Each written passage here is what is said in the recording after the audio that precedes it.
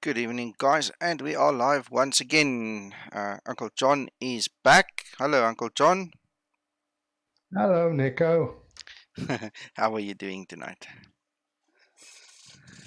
Trust you had a good birthday yesterday. Yes, thank you so much. And heard you had fun at your meeting, so all good.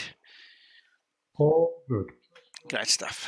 Okay, so I'm going to start the stream a little bit differently. There was a request to talk through the whole setup of the FMC. Of the Zibo, and it's not as easy as just doing the FMC. We actually have to start with the flight planning. If the flight planning is done wrong, we're going to get the garbage in, garbage out situation. So I'm fortunate my air hostess just brought me a nice cup of Milo. Yeah, just want to get that out of the way. Right, so we're going to start from the beginning and do the basics properly. We're going to start with the flight planning. We're going to sort out all the paperwork first, and then we're going to go to the aircraft and get in the cockpit, and then look at tying up and marrying that FMC with all the relevant information. Uncle John, you said you're busy with a flight, so I know you're going to be coming in and out here. If anybody else are on the stream, Aviation Ryan, welcome. Just noticed you there. Anybody else that is there, please feel free to ask your questions. Join us. All the other stories as usual. So, the first question that normally comes to mind is, where are we flying? I mean, surely you must have a plan to and from. What's the plan? I have two places where I get my plan from, and I'm going to put it on the screen for you. The first one is my virtual airline. Now, I fly for 6 different virtual airlines. So this is just one of them, and this is what their screen looks like, and over there it actually tells me my routing. So that's the one place. And obviously each airline will look differently, but somewhere along the line they're going to give you something similar. So obviously that's going to tell us the routing, and over here it tells us the from, and that's the to. Then if you fly in the US, but this only works for the United States, you can always use FlightAware and you can look at what the real guys fly.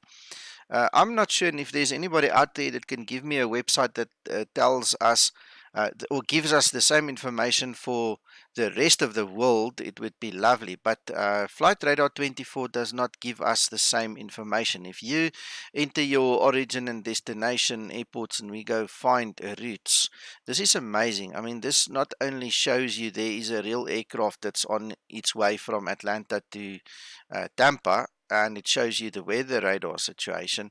It actually tells you the exact routing information, including the SID and the star. It gives you your flight altitudes. It also shows you the frequency, so you can very, very clearly and very quickly pick up which routes are used in the real world and which ones are the primary routes, the most important ones. That one clearly wins by 148 to 1. So if you're going to do a flight plan from Atlanta to Tampa, that's the obvious choice. Now, depending on the weather situation in the flight simulator, you might change your SID or star just to suit the virtual world that we fly in, but that is the gist of it. The next nice thing about this website is it also tells us who the operator was, and it also tells us the aircraft. So you can clearly see what aircraft flew at what altitude on what route. All right, so this is the second place where I get my information from.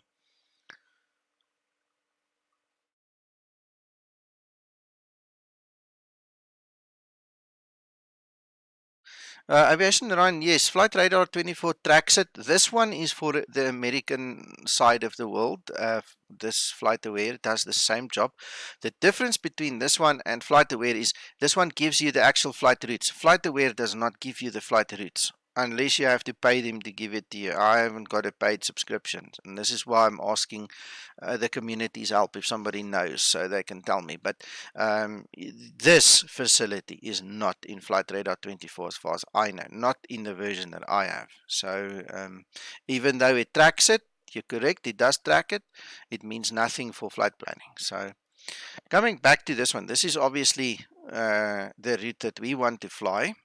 So what we're going to do, and I use PFPX, I'm going to show you step by step exactly how I do it, and then we take it, eventually to the cockpit. So what we're going to do is we're going to very definitely copy the routing.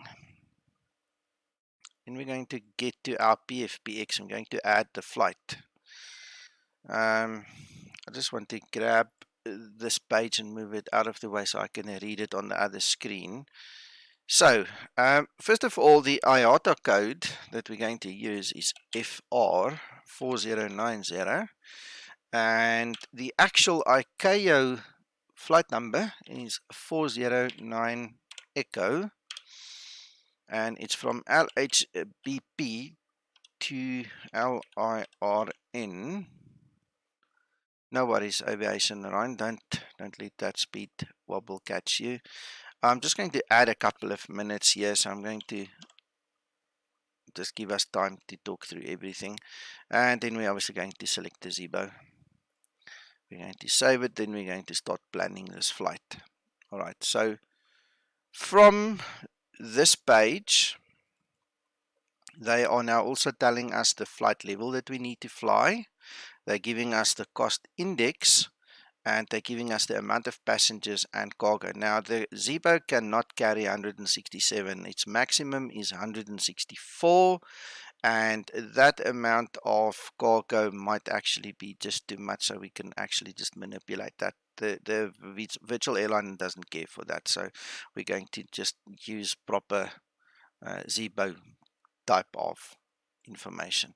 So we set flight level 380 to make it so, and then we're changing the cost index to 6. On the payload, you see the maximum is 164, so they obviously want a lot of people going, and let us half, we'll make it, let's make it about 875 cargo. Then what we're going to do is we're adding 15 minutes of extra time on the fuel, and then we're also making provision for 30 minutes hold. Hello, George. We're all okay, thank you. Hello, George. How are you doing?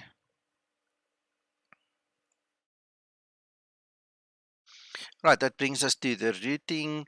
So we're going to click on edit in PFPX, and we're going to now paste the route that the VA gives us, and we're going to allow PFPX to build it for us. So if we go back to this page, you can see it looks very similar to what we have over there. All right. Now, excellent, George. One of the first things that trip a lot of guys, the newbies struggle to decide and to discern which SID and which star to take. Now, the very basic foundation of flight states that an aircraft take off and land into the wind. Right, so we need to start with a very basic, and what we're going to do is we're going to just zoom in on our airport and check the wind. So we are facing 160 at 4 knots. 160 at 4 knots is the wind situation, meaning that the wind is coming from a compass heading of 160 at 4 knots. So we need to find the appropriate runway that will give us the correct takeoff into the wind scenario. So sorry, I just want to recap that. 160 at 4. Okay, let's just talk about something else. Anything under 5 knots is considered winds calm. So if you're looking at that, it means we can literally take any runway. There's no reason to bother with even looking at the principle of flying into the wind, because there's no wind to really talk about. If you want to be splitting hairs right now, you can actually go and say, okay, well, find the closest closest one would be 13, right? So 13 left or 13 right. We might as well go for 13 left then. So just to stay with the theory, let's do that. All right, we're going to split hairs right now because we want to teach you guys a principle. So the closest runway to 160 is going to be 13. Okay, because that's going to give you a compass heading of 130. All right, so we're going to select that one. Then, how do you select your star? Let me quickly read your comment there.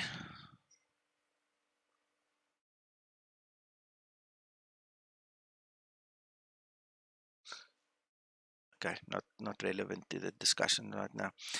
All right, so with PFPX, we get the added benefit of a visualization. So we can actually visually determine the standard instrument departure, and we can select the best one visually. I'm going to show you how that works, but I'm going to give you the correct theory first. When we look at the very first waypoint, it is Pusta, P-U-S-T-A. Papa Uniform Sierra Tango Alpha, and you can pronounce it any way you want. Alright, so that's the first waypoint. Now if we go to the list and you go and look in your list, you're going to find something similar in there. It's very clearly that one. You don't even have to guess. So if we select that one, you can immediately see it's put the correct SID in there for us. So all we did was we tied the runway and the listing to the very first waypoint. That's not difficult. I think all most people need is just somebody to explain that to them quickly. George, what do you mean? How do I integrate ASXP? I did not integrate ASXP with PFPX. I'm making use of the built-in weather engine. I know you can integrate it, but because I've got an active subscription, I do not have to do that. So, are you talking about PFPX and the integration there?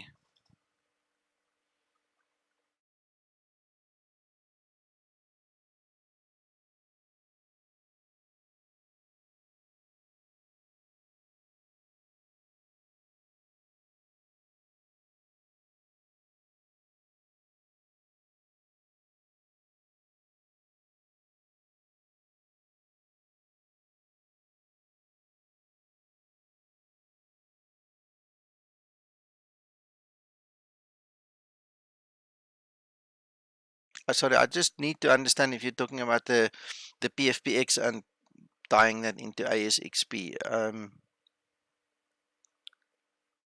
Okay, within your XP flights. Okay, when we get there, I'll talk you through that. All right, give me a couple of minutes. When we start up, explain. I'll show you how that works. All right.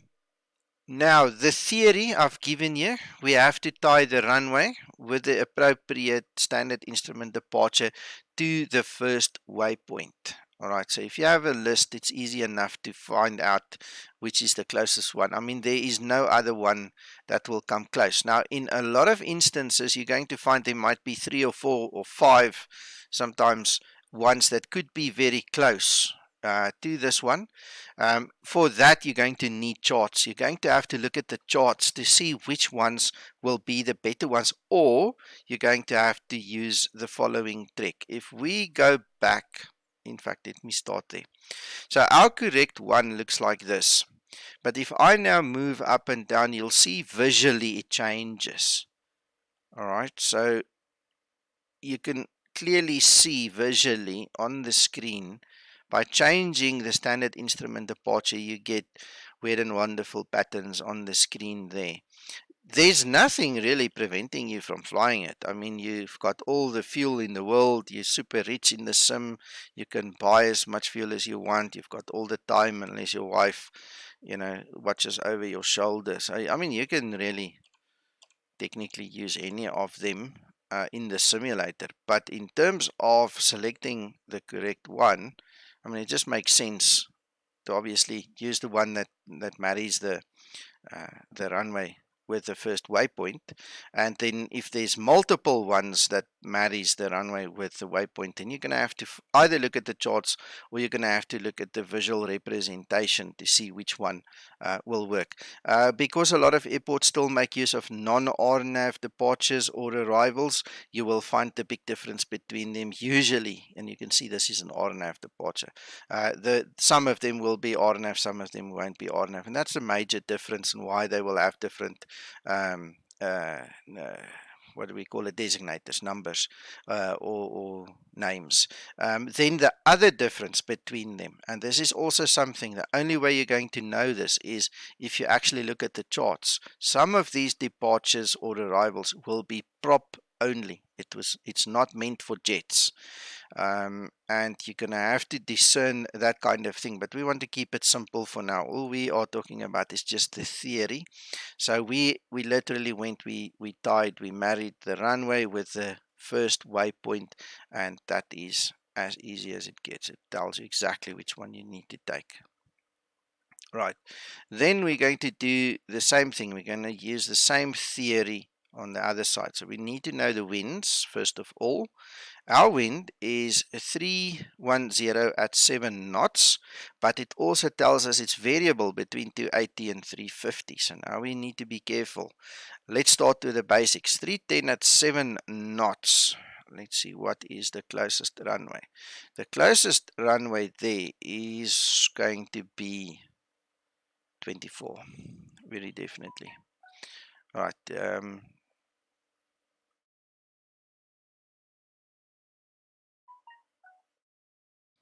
I think that's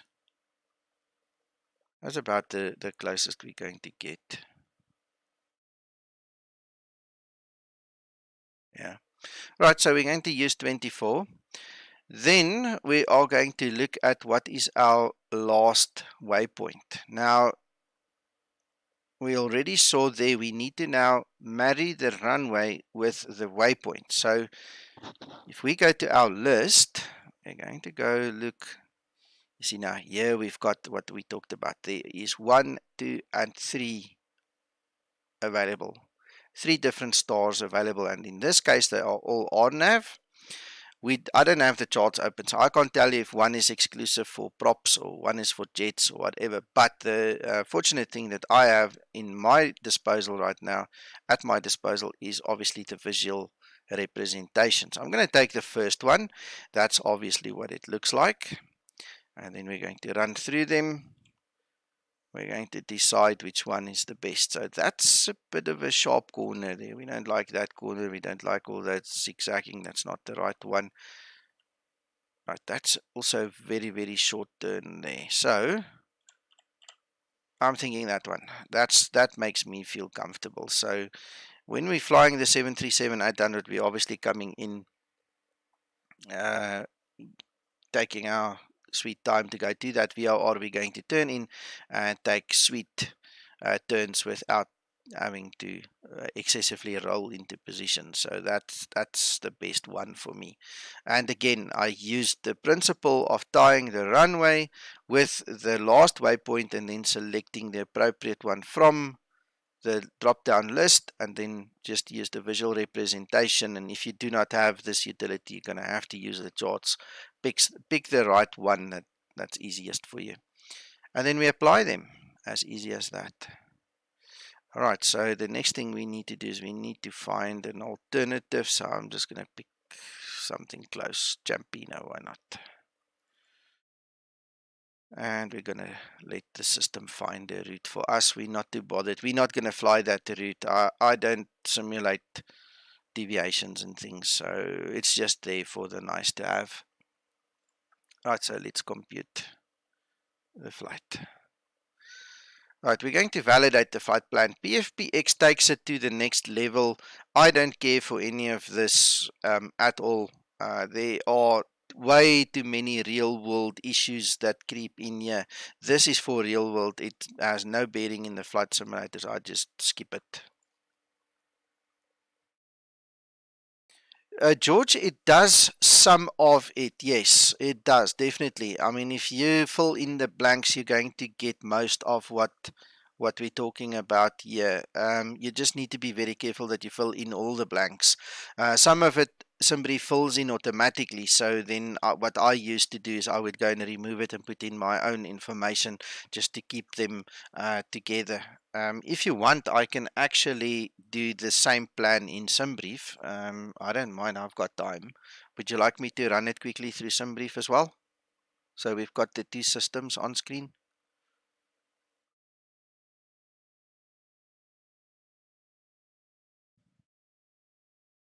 Okay, give me a second. I'm just going to take a sip of the Milo.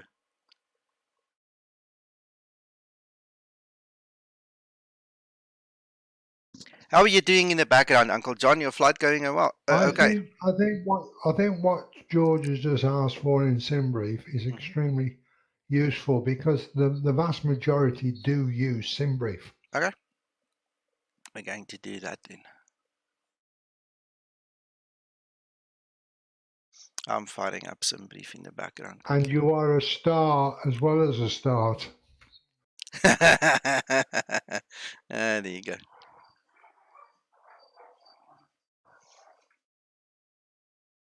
Right, so we're going to create the flight. RYR. What's that flight number again? 409 Echo.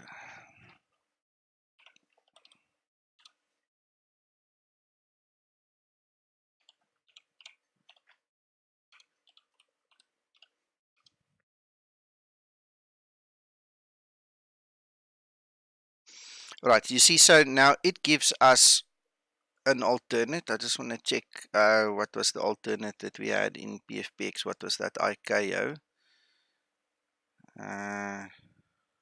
Lira. Let's move that one out so I can actually have it on my other screen so we can see.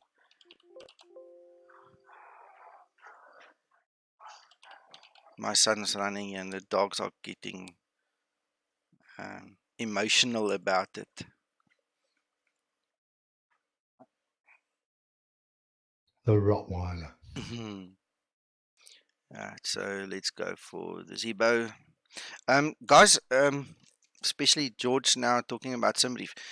Please remember to set up the Zibo appropriately. That Zibo has got specific parameters. Otherwise, that if you don't do that, SimBrief is just going to use the default, which is not Zibo. You know, the default 737-800 is completely out of sync with what Zibo is. All right, so again, now this is what I was talking about. We need to change the cost index specifically for Ryanair to match up with the other one. We need to make sure we've got the same performance profiles before somebody cries again. Let's get rid of that. All right, so we said we're going to use 13 left. It automatically decided 13 left for us. It automatically decided 24, just as PFPX did. We simply confirmed it was going to be that. Flight level was given to us as 380. Passengers, we're going to say full. I've pre-configured it to be 164. Cargo, we said we're going to run 900. You can't make it closer than that, so that's fine. Dang it, forgot to do this. I haven't used this in a while, so yeah.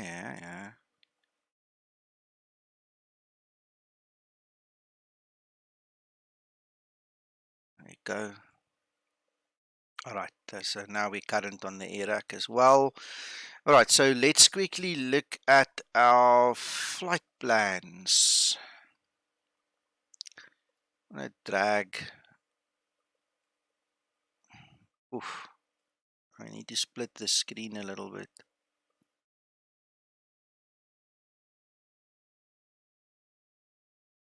Alright. Pushback. Yeah, you see, it doesn't have the same flight plan. So what I'm going to do is I'm going to do this. Just to make it the same, I'm going to copy that one. I'm going to paste it in there. And I'm going to analyze the route. So now we've got the same route in both systems. Right. Same alternate, same altitude, same cost index, same everything. Same runway, same SID, same stars. I'm missing something here. Hang on. No. It's fine. It's fine. That's perfect. Right, so there's our route. That's 100% cool. Then what we're going to do is we're going to generate the OFP.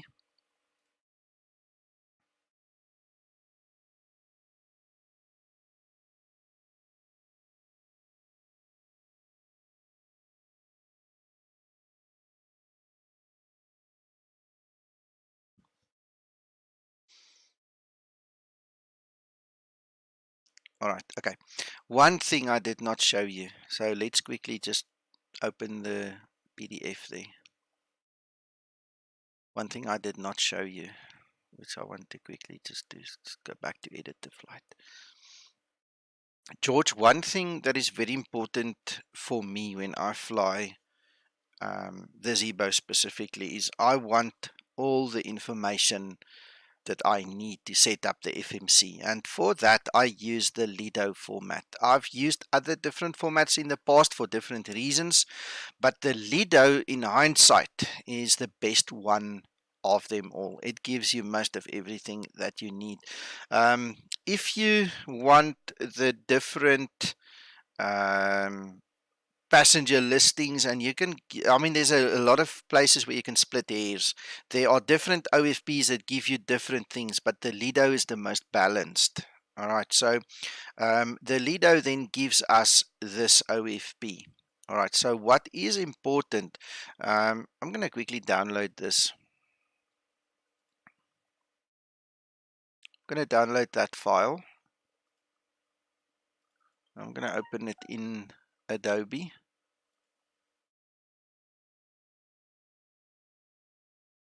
And then I'm going to show you the difference with my PFPX ones. I'm going to close this one out. All right.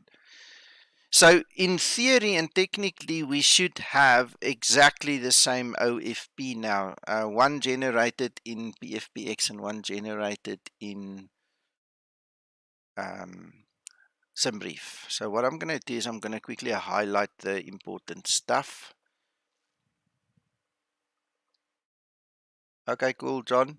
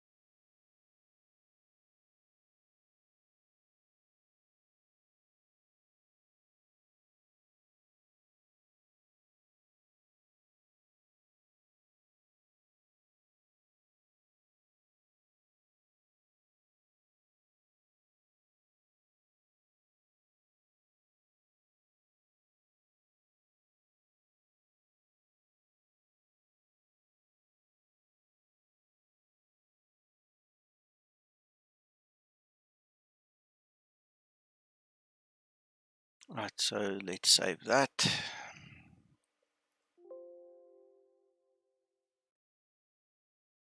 Then let's go back to PFPX.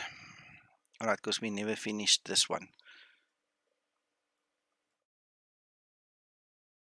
Right, so what we did was we set up everything. We then told you guys, don't worry about the real world NOTAMs. That got nothing to do with us.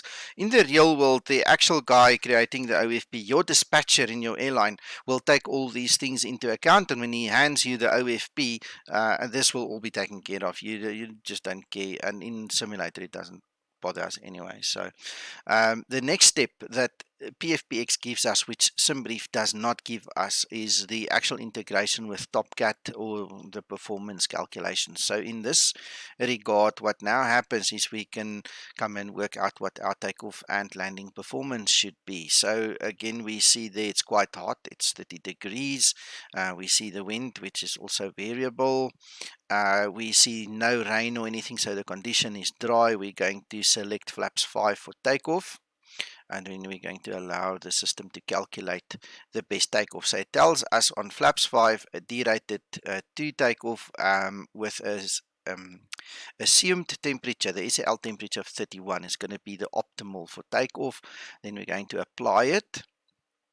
It's just added the information into the system for us, and now we're going to do the landing side of things. On the landing side, we land flaps 30. It's 32, so it's even hotter. In a situation like this, it's very important to not land flaps 40, because you run the risk of just not having enough power to do the go around. Again, we're simulating. I don't do the go arounds and all those things unless I really have to.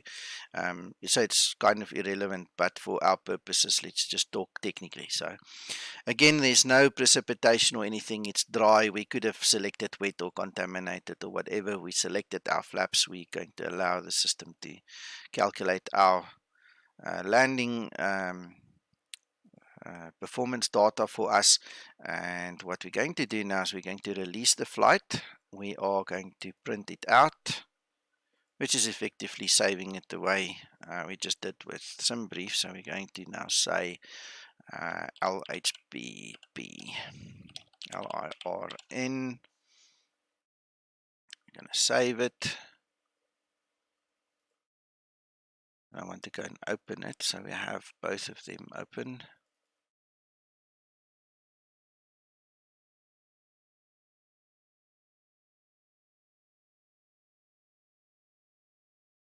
Right, it's busy doing its magic in the background. Then what I'm going to do is I'm going to export the flight plans from PFPX. I could obviously have exported the flight plan from SimBrief as well. Let's see your question.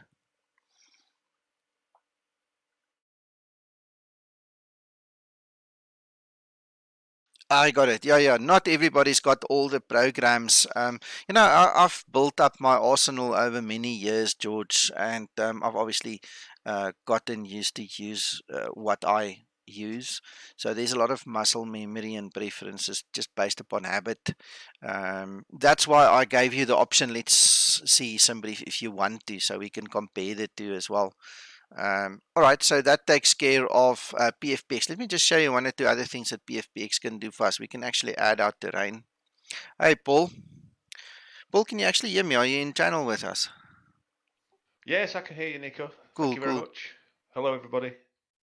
Evening, Paul. Hi, John. George, well, we'll try help you with everything that we possibly can, so don't get disheartened, man. Okay, coming back to PFPX, once we've added our background there, it looks a little bit better. So we can actually go to the closest flight level we have, which would be 400. We can then go and look at our turbulence issues. Over there, you can see we're not expecting turbulence. It's a bit way out of our area. It's fun when it's in the area. We can also look at jet streams. Those are the jet stream depictions. We're also not going to encounter any of them. And then we can also look at our winds. So this is just a bunch of nice to haves that we can have with PFPX. But let's get that off the screen quickly. Right, so let's go back to the beginning there. And let's go do the same with the PFPX model. Let's go mark everything quickly.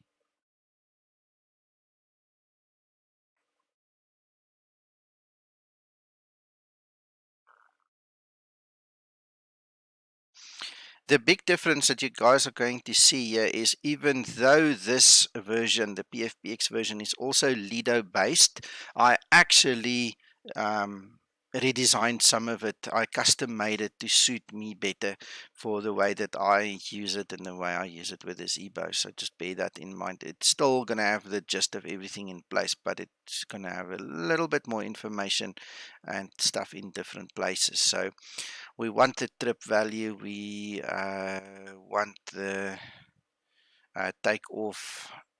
That is the actual time. That's the maximum time the aircraft can be in the air with the actual fuel that it's going to have at the point of takeoff. So we want to know that. Then we want to know what the block fuel is that we need to load, and then we also want the FMC info for the reserves. I'm not sure if this one actually shows you. This one doesn't actually show you the reserves. So why don't we use that then for the final reserves? Okay, so we're just going to improvise a little bit. Right, so that's the first difference. I've actually included the FMC info for reserves already into my version. What else do we need? We can actually mark the alternate. Won't make a big difference. Right, then.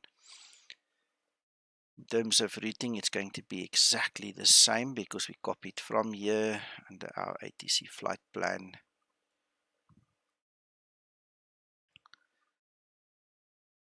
Oh yeah, that's one thing. I forgot, it's way down at the bottom in this version.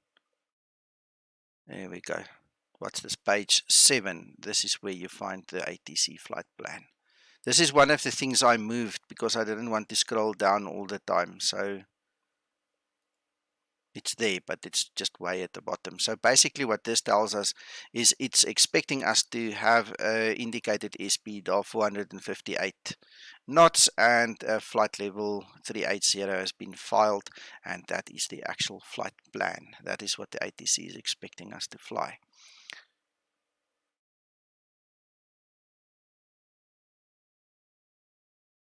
We're done with that. We're done with the routing.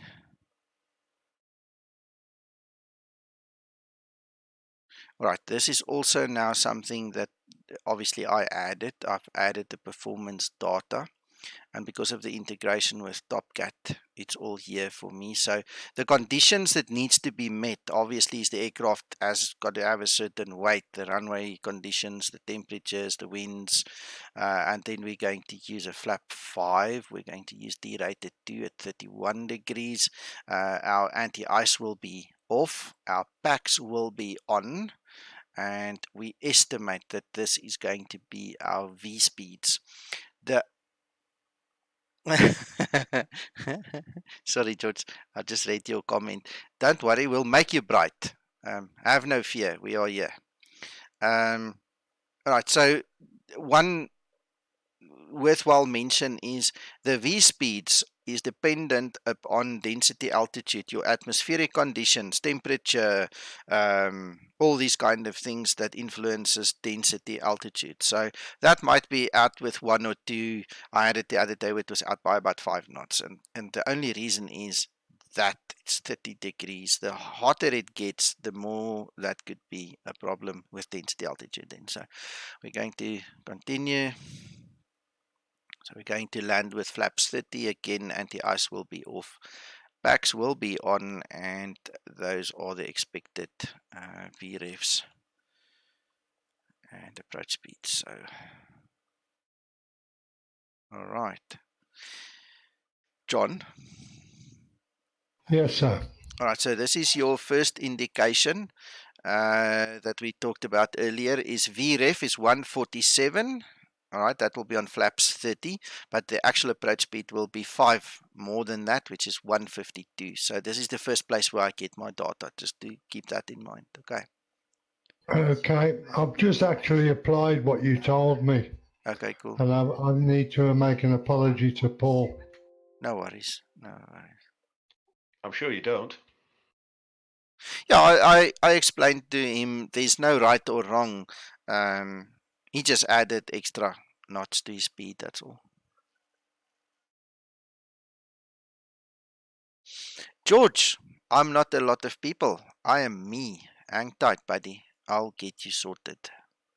Alright, so we're going to look at the weights. Again, what is important is the payload. What is important is the takeoff weight and the fuel. Alright, I just want to see what the difference is. So our payload is going to be 17.8 versus 18.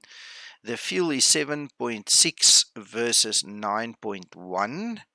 And the takeoff weight is 66.8 versus 68.2. Alright, so we'll see who's the closest. Alright, let's continue down the line here.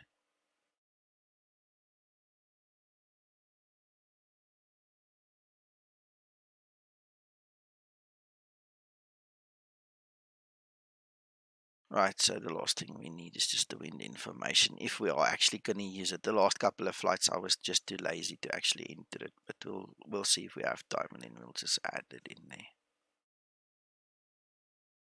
Alright, so let's save it as a final version, and then let's go back up. Alright, so coming back to the initial story of this stream is we had the request, to talk through the setup of the FMC, and the issue is you can't set up the FMC properly if you don't have a proper plan, if you don't have a proper OFP. So now we've created the OFP in PFPX as well as in SimBrief, and we actually have actionable intel that we can take into the cockpit and go and set up this FMC for our purposes of flight. So let's get going and let's start up our explain.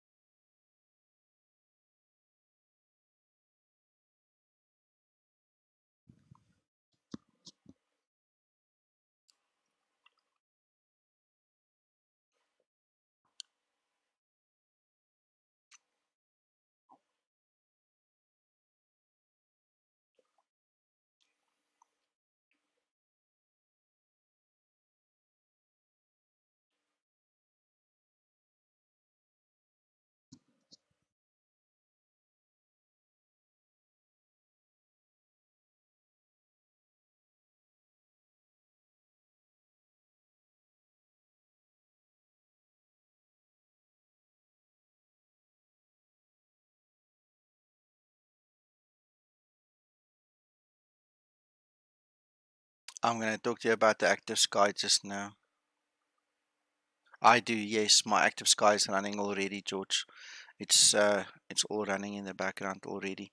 It's very important that active sky starts first, because it needs to be in place so that it can do what it needs to do in your explain. It needs to set your explain weather and all these things I'll show you just now.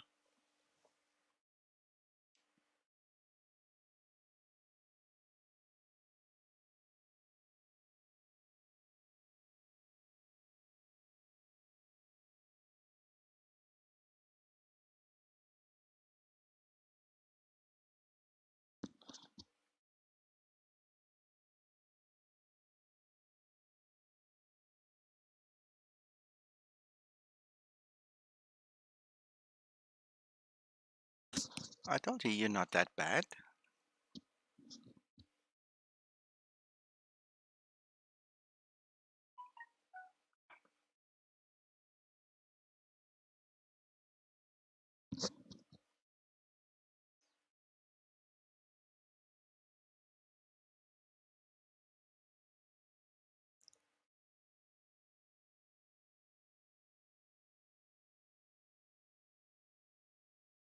Well, I've proved one thing.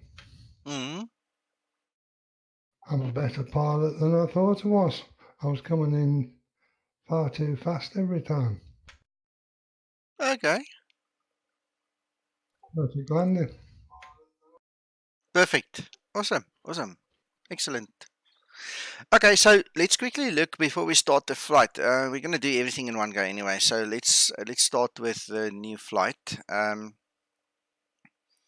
Selecting our Charlie 172.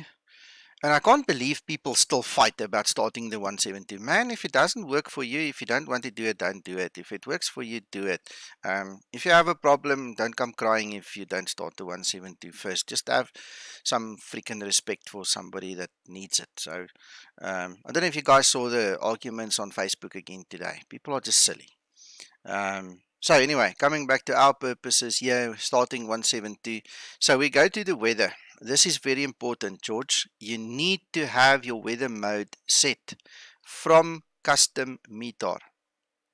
It cannot be on anything else. If it's on anything else, Active Sky will not inject into your system. It simply will not read your Active Sky.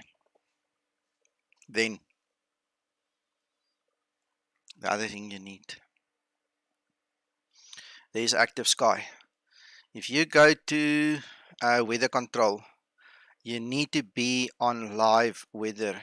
Your live weather mode needs to be active. If you're on any one of the others, also there will be no change. It will all be stuck. Hello, Johan. So George, please be aware of that. You need to be on live weather, and you also need to be on custom weather METAR. Then the other thing that makes Active Sky very nice.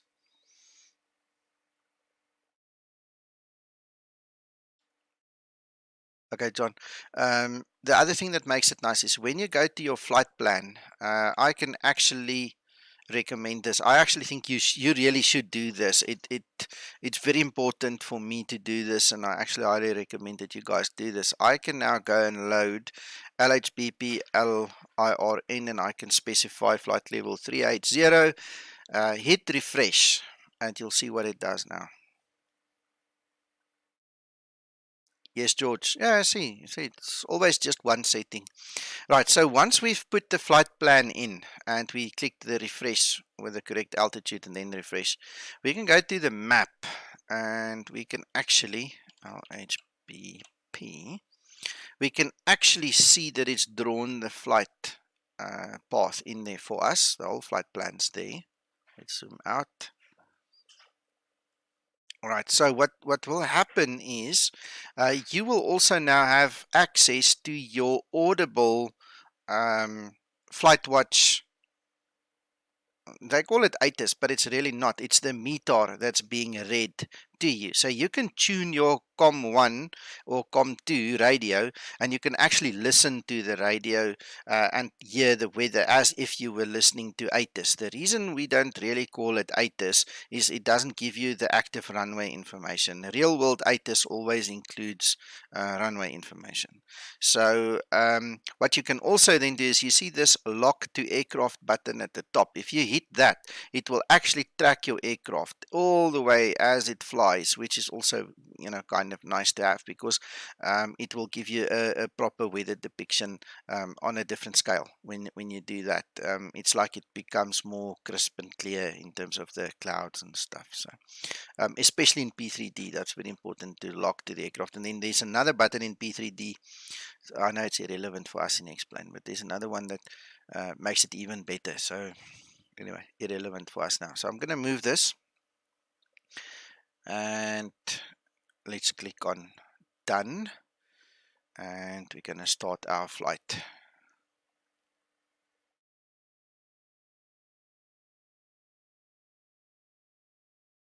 George, another very important thing that you really need to look out for is when you are flying online with VATSIM or Aveo, or you have any other system of weather, or some weather engine like NOAA or whatever running, that might be a legacy thing that you have forgotten about. You can only have one weather engine at any point in time running, George. So please make sure you switch off weather in Aveo, weather in VATSIM needs to be switched off, etc., etc., etc. Never ever have more than one weather engine setting running. Oh, you're welcome.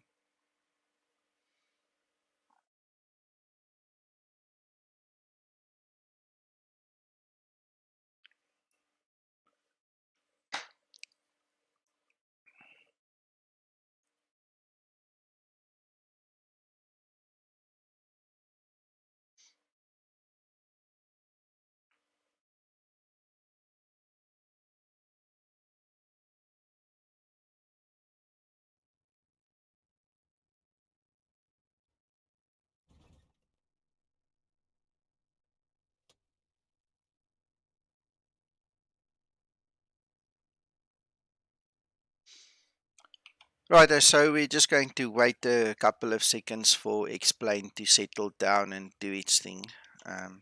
Wow, it looks lovely. Really awesome. Guys, the links to the scenery, it's freeware, is in the video description below the video. So you can just go grab it if you're interested in the scenery. It's lovely. Wow. Really nice.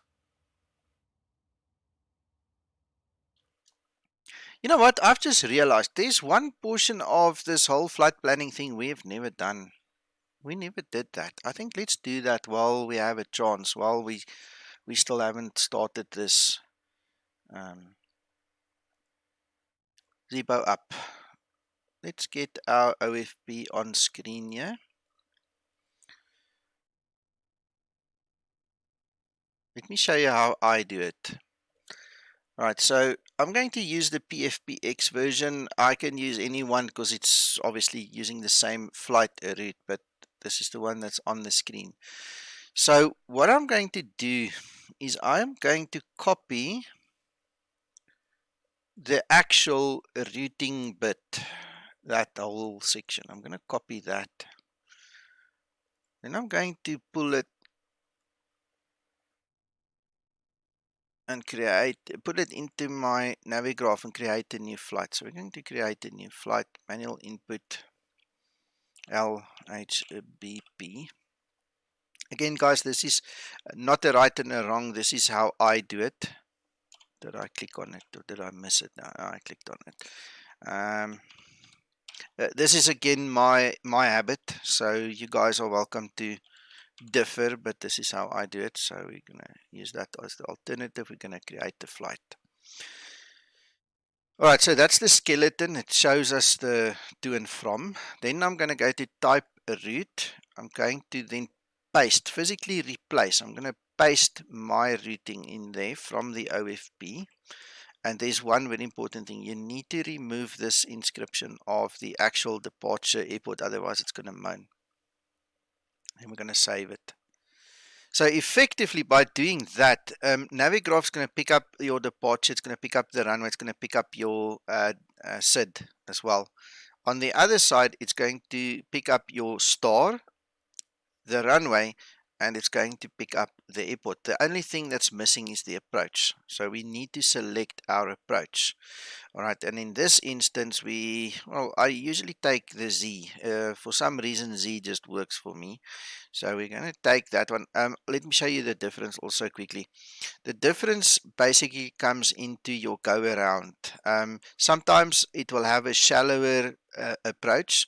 So what will happen is, depending on your Y or Z or whatever the designator is, it will be for a C or a D class or something like that aircraft. So a heavier aircraft needs a greater circle to turn, and that's why you will get a different designator. And the same goes for the go around. A heavier aircraft, a bigger aircraft, needs a greater area to turn. So you will see in your go around which one will suit your aircraft better. So if we look at Y versus Z, the only difference in these two appears to be on the go around side. You see the approach is exactly the same, but the go around takes you a little bit further, and then it takes you onto that VOR over there. I think I like that one, so we're going to stick with that one. Alright, then what I also do, just to make my life easier, is I actually pin the charts. And the reason I pin the charts is obviously for quick reference. Now, we said we're going to take 13 left. That's our runway that we're going to take off from.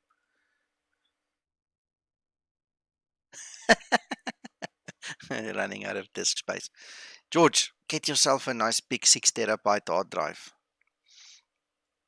Anyway, okay, let's get back to business. Right, so I've pinned it here at the bottom. Just by clicking at the bottom, I can quickly go back to my chart. When I click at the top there, I can actually have my aircraft superimposed onto the chart, and I can follow myself and see where I'm taxiing. We can close that and then go to the next one. We're going to select the chart for the departure, and then we're going to go to the arrival, show the chart, pin it at the bottom as well. We're going to do the ILS one because, I mean, we have to do the descent planning at some point in time. So we're going to pin it there for quick reference. And then we're going to quickly do the airport, the site, because we need to taxi to the parking when we're done. Can I quickly interrupt? Yes, please. When you pin these charts, are they also pinned in the tablet in the cockpit? Negative. Now you need to do the pinning there on your own again. It's a second separate pinning. Okay, thank you. Yeah, no worries. If you use your tablet on your lap, your Android tablet or whatever, it's going to be pinned there. If you use your browser to access the charts, it's going to be pinned there. But I have never seen it actually pin it into the Zibo tablet now. Alright, so let's keep this one open because we're going to need some of the information here. Alright, so that takes care of that. Let's get our Zibo going. So we're going to go flight configuration. I'm going to select our Zibo and just start a new flight.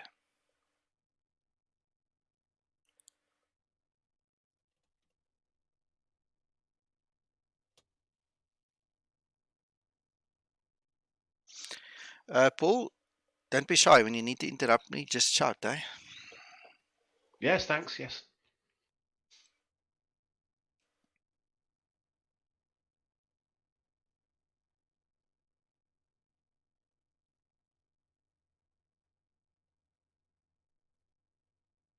While we're waiting, we didn't have electricity at our home for most of the day, so I took the opportunity to catch up on some sleep and spending a little bit of time with the family.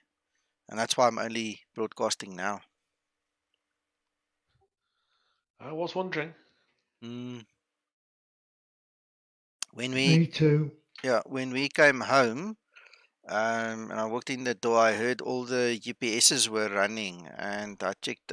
We were about 6 minutes late. The electricity went off 6 minutes before we arrived home. So just.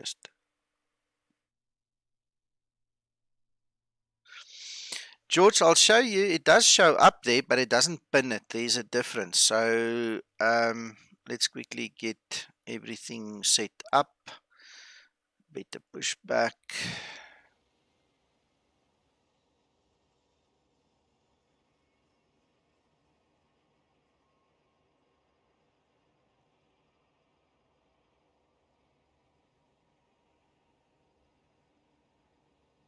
Ground to cockpit. Don't forget to start Ryanair up. No, don't worry. Alright, so I'm opening the doors. I'm not going to use the start services because it's going to drive us mad. And what we're going to do is now look at this. Where is the Adobe? And I need to get it on my screen as well.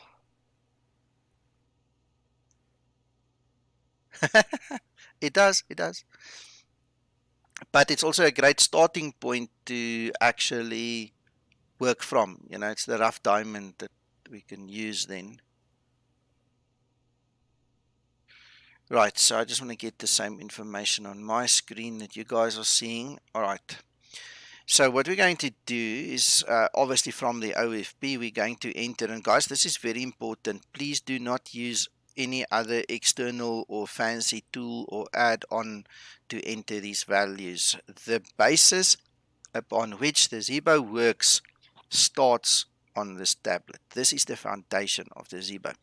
If you do not enter the correct values here, and if there's a discrepancy between the tablet and the FMC, you're going to have problems. Please do not try and be clever and use external nice to have little add-ons. We all did it in the beginning and at some point in time, and I had to learn the hard way. It doesn't work.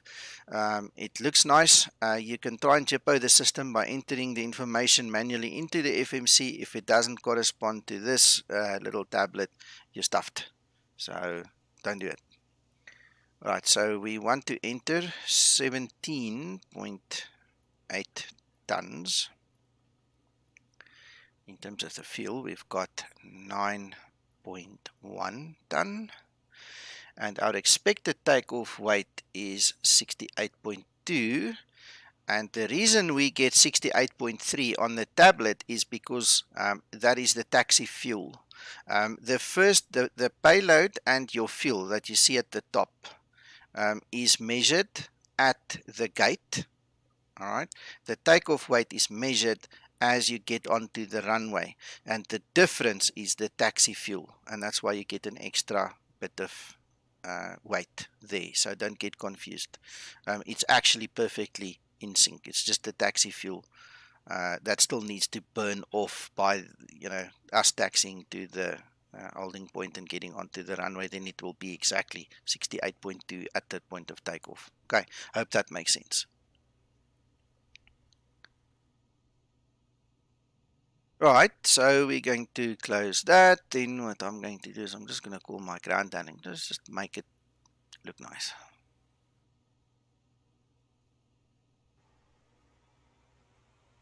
And in this set of ground handling, I need to disable the first stairway.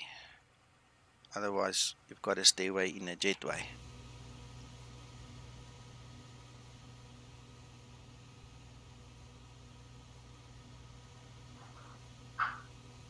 All right. Okay, so ground power is connected and all those lovely things. So let us get the flashlight going. If you guys have not seen the flashlight yet, that's an Explain 11 function. You can just search flashlight in your commands. There's a white one and a red one, and you can bind the key. I've bind my key, the F key for flashlight, and as you can see, it works marvelous when you need it. Really works nicely. And then we can switch it off when we do not need it anymore.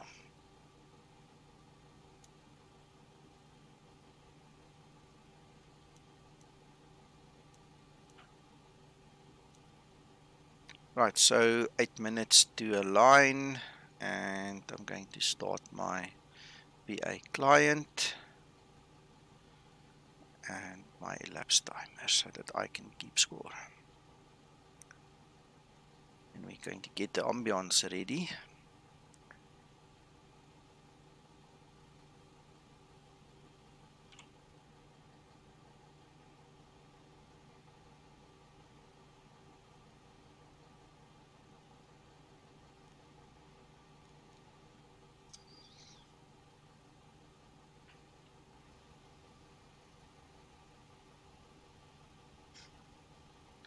Mic off.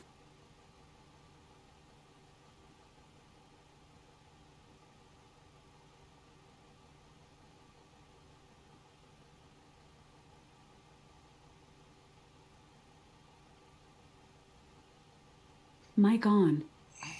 Right, I'm back, sorry. My son just came to say goodnight. I'm going to put up the Adobe again here. Please, if I forget it later on, just shout so I can remove it. But it's nice to have it here so you guys can see where I get all the information from.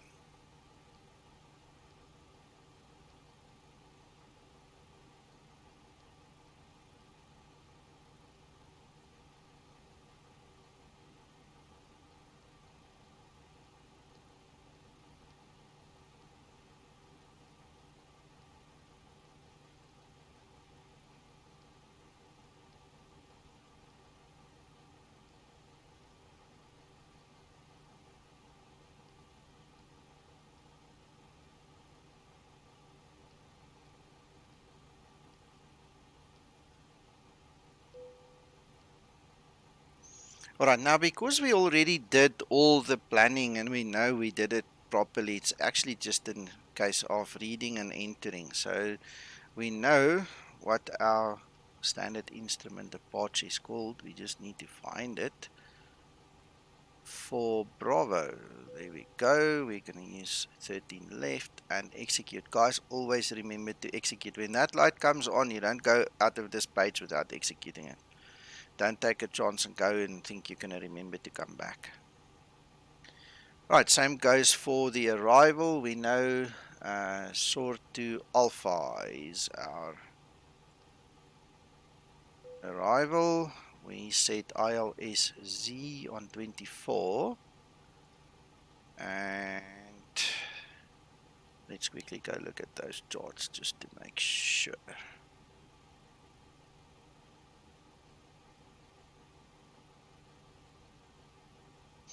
So it's basically asking us our transition there. And if we look at the charts, it's at bento.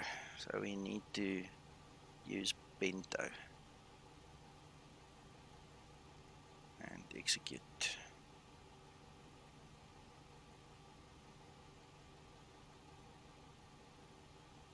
Right, so we can now go check if we did that whole programming properly.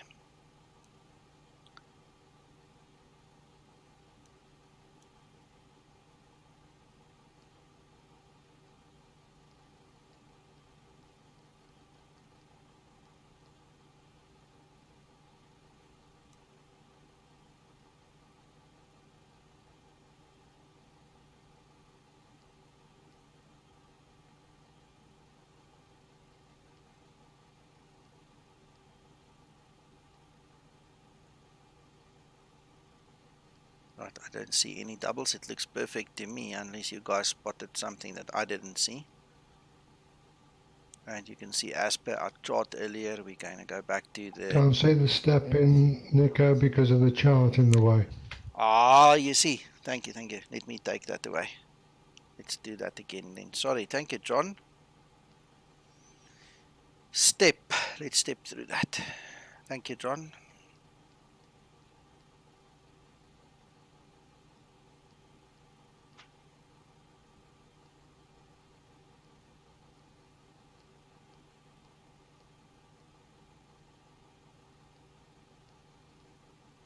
That looks perfect. 100% to me. Alright, then we can continue. So, I didn't say much, but I mean, it's quite easy to follow the steps in programming the system. But just to recap quickly, the first thing that we're going to do is we're going to go to the position page. We're going to go to the next page. We need to use GPS left always. That's the primary GPS in the Boeing. GPS right is the fail-safe, the failover. So we use that. We can use it, but secondary. All right. You click on it. You go back to the first page, you enter it into the IRS position, then you go to your route, you fill in the basic information, you activate it, then you add your departure and your arrival. Alright, the way I do it, just to backtrack one step, is I always import my company routes. You are welcome to manually input it, type it in, but then you need to really know what you're doing. I've had so many guys use the wrong waypoints, and then the system tells them out of fuel because they're in the northern hemisphere and they're selecting a waypoint in the southern hemisphere. So to avoid little issues like that, it's just easier to import the route for me. Alright, so once that is done and everything is executed, we obviously then went to the legs page, and we then stepped through checking all of them on the plan page, and once that's done, we're done. We can continue. So that was just to quickly recap. Alright, our next section is the perf inits page. Alright, so over here we're going to enter the cost index of Ryanair, which is 6. Now we're going to, let me just get my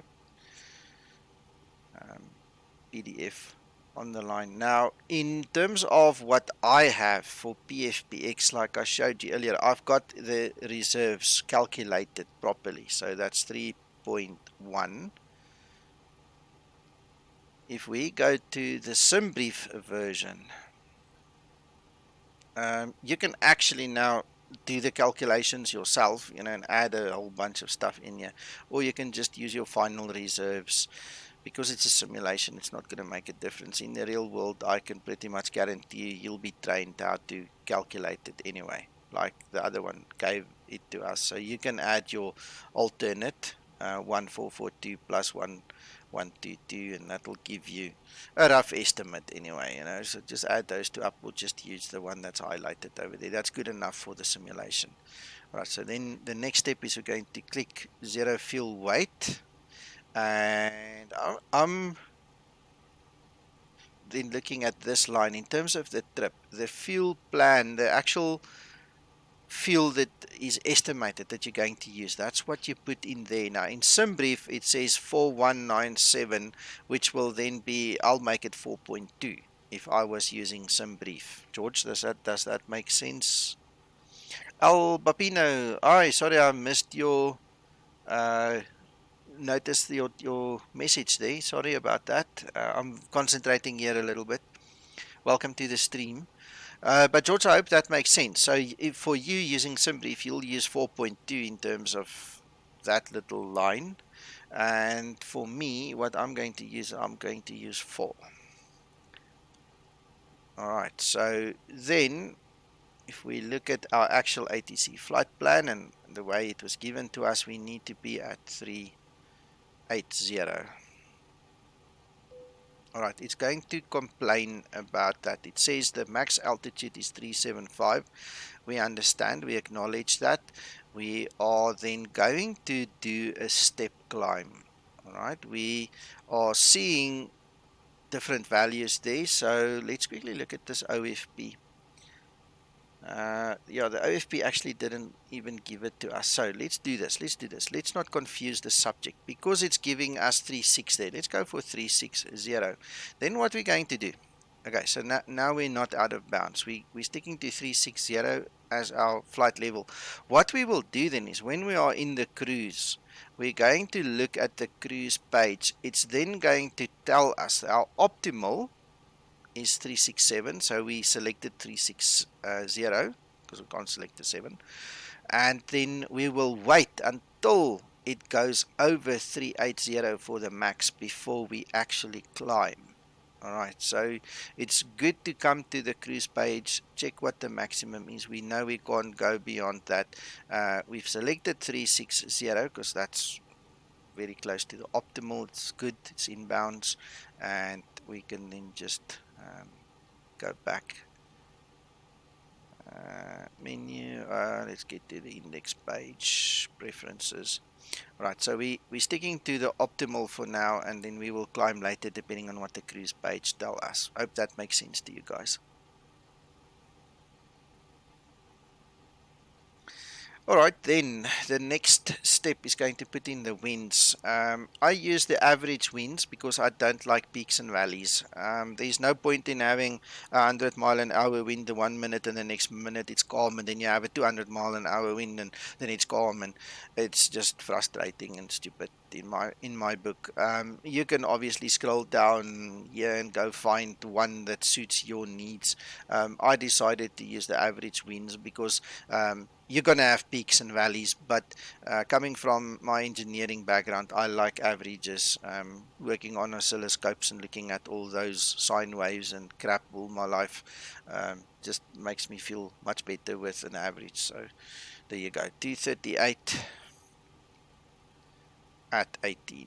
I mean, they give you the values, so you might as well use it. Now, just before we enter that, a word of caution, and for those guys of you that are now learning the FMC, any dotted line you don't have to enter. Alright, you won't die if you don't enter it. A lot of guys skip it, it's okay. There's one dotted line that might actually kill you if you don't put it in and if you don't know what you're doing, which is crazy that they actually put it as a dotted line, but it is what it is. When you have proper training, you'll know the relevance, and I'll actually talk about it next in the next page. So on this page it doesn't matter, you don't have to enter it, it's a nice to have. I just like completing the task, I don't like leaving things undone, so that's why I do it. And once it's in, I don't know if I actually clicked the execute button, but we don't have an execute here. I must have clicked on it. Sorry guys, I missed that, but it's possible I clicked it. Right, so the next step, obviously if I didn't click it, I would have had to click it now, and if you see it, you have to click on it. So we'll go to the N1 page. Alright, then this is where the situation comes in now. This is exactly what we are talking about. The dotted lines you can skip, but those are blocks. Anywhere you see a block on a Boeing FMC, it means life and death. You have to input it. You can't ignore it. If you do not enter it, something will break, something will not work, and you run the risk of dying. So the easy way of finding the outside air temperature is you look up. There it is, 29. Right, so let me just get the view set up again. /29, and you put it in. The shortcut that Zibo put in there for us is you can double tap that key. If you double tap that key, it will also put it in, but it's important for me to show you where it comes from. You have to know where it comes from. All right, so just be aware where it comes from. Then, in my calculations and on my OFP here, what is important for me is this little line over there. It tells me my SEL temperature. That's the assumed temperature is 31. And it tells me to use a derated to take off. Alright, now this is a long flight. This is what happens on the runway, and the right hand side is what happens during the climb after takeoff. Alright, that is a steep climb. You're going to get to your flight level that you've selected fast.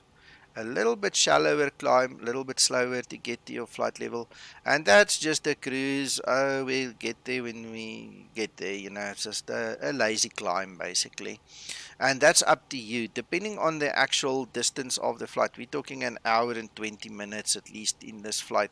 You can select it to a lazy climb. You don't have to break the bank and the next to get there, so it's all up to you. For our purposes, what I'm going to do, and because I'm a filthy rich aircraft owner in the flight simulator, I don't care for petrol and or jet A1, whatever you want to call it. I'm just gonna, don't care for the cost. I'm just gonna climb like hell. Alright, so we're gonna do the derated takeoff 2. We're using the assumed temperature that we got from TopCat, and that derates our engine. That basically gives the engine a longer life. So instead of burning the engine out sooner, it's going to take a little longer to do that. So there we go. That's what that is all about. If you do not enter that value, you can use the templates at the bottom here. You can select takeoff 1 or takeoff 2, and it will then also derate it for you. So if you don't have a calculator, don't fret, don't worry about it. But for me, again, I've got the calculator, so I might as well use it and make it more authentic. Why not?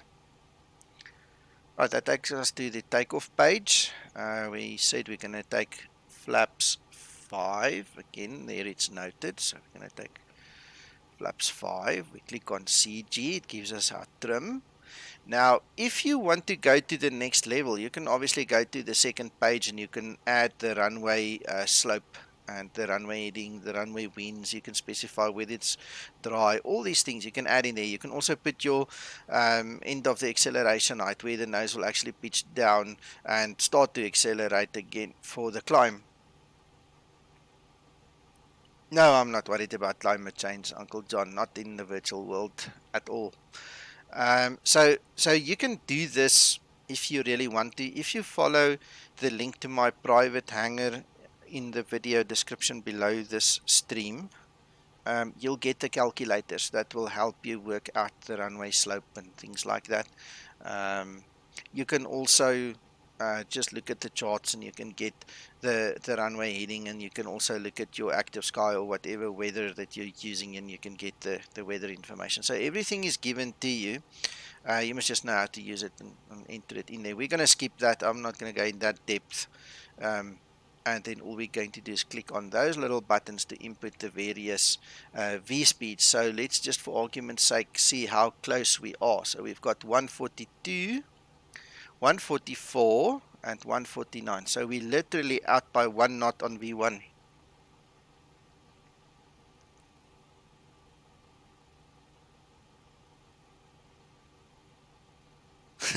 You guys crack me up. Anyway, okay, so just to show you how accurate the PFPX has been set up. Anyway, that gives us the information over there. And then we're done. We're done with our FMC programming.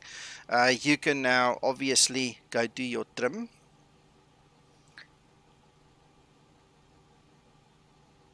Okay, and what I recommend is don't put it on the exact numbers. It says 506. Give it a little bit more, not too much, but give it just a few millimeters more so that you actually get nose up. Otherwise, you're going to get a nose down situation.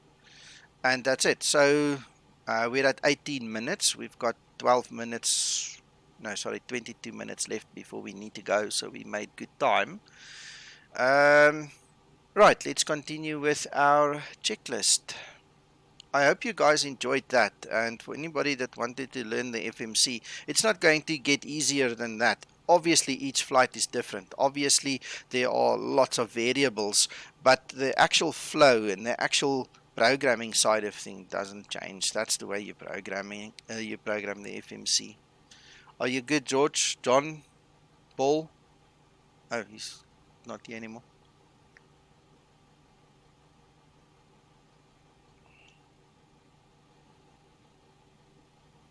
Top of the bill. I hope so.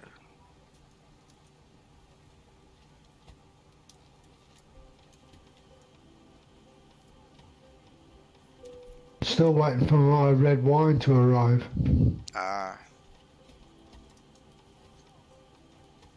and gentlemen, you'll see the seatbelts lights flash on and off. It's also an indication for you to actually make sure that your seatbelt is securely fastened and ready for departure.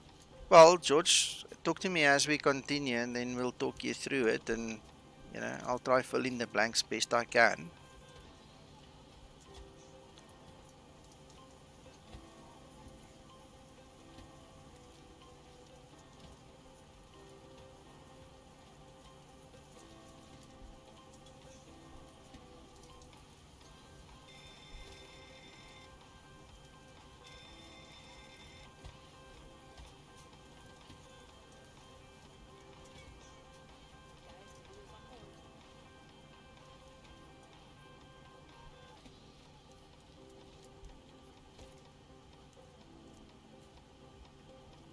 Adjust vertical speed. Adjust. Climb. Climb now. Climb. Ladies and gentlemen from the flight deck, this is your captain speaking. On behalf of all the crew, welcome aboard this flight. We expect to be departing on schedule today, and whether or not Descend. Descend. Descend. Crossing. Descend. Descend. Crossing. Descend. Descend. Descend now. Descend. Descend now. Increase climb. Increase climb. Increase descent. Increase descent. Maintain vertical speed. Maintain. Maintain vertical speed. Crossing. Maintain. Monitor vertical speed. TCAS test. Pass. Flight slow. Pull up. Wind shear. Wind shear. Wind shear. Terrain. Terrain. Pull up. Obstacle. Obstacle. Pull up.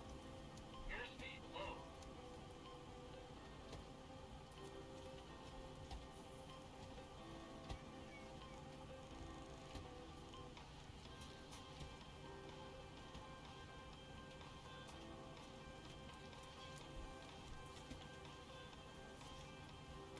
Just for you, Uncle John.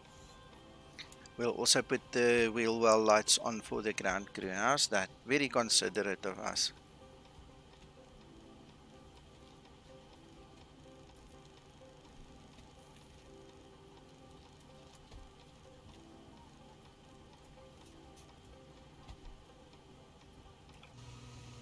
Yeah, that looks nice.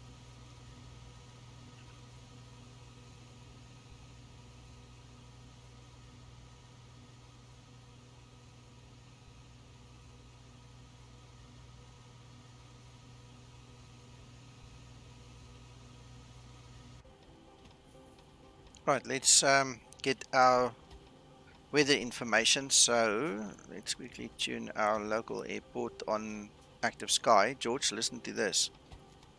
Lima Hotel Bravo Papa Airport information Kilo 1800 Zulu weather wind 355 at 3 visibility 10,000 sky clear temperature 282.16 QNH 1015 advise on initial contact you have information Kilo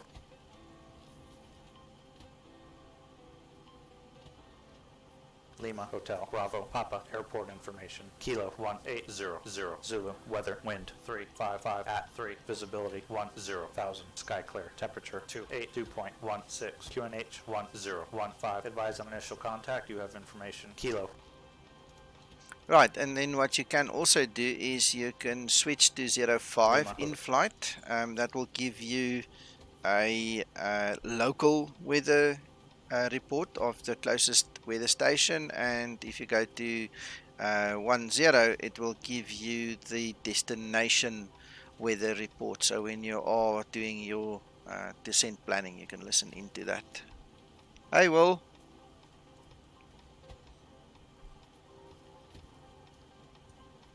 Right, we are done with all of this. I'm going to start our APU now, and then I'm going to call the pushback truck and get going. Just check that we've done everything.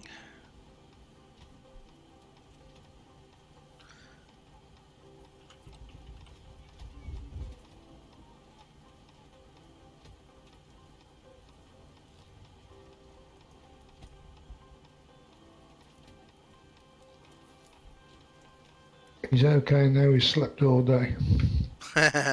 Yeah, we didn't have electricity, so I had a good rest and spent time with the family and all. So I'm okay now. Feeling very well. Alright, so let's get rid of our GPU, go to better pushback, request pushback. Ground to cockpit. Tow is driving up. Right, George, while he's coming, I just want to quickly set the basics up.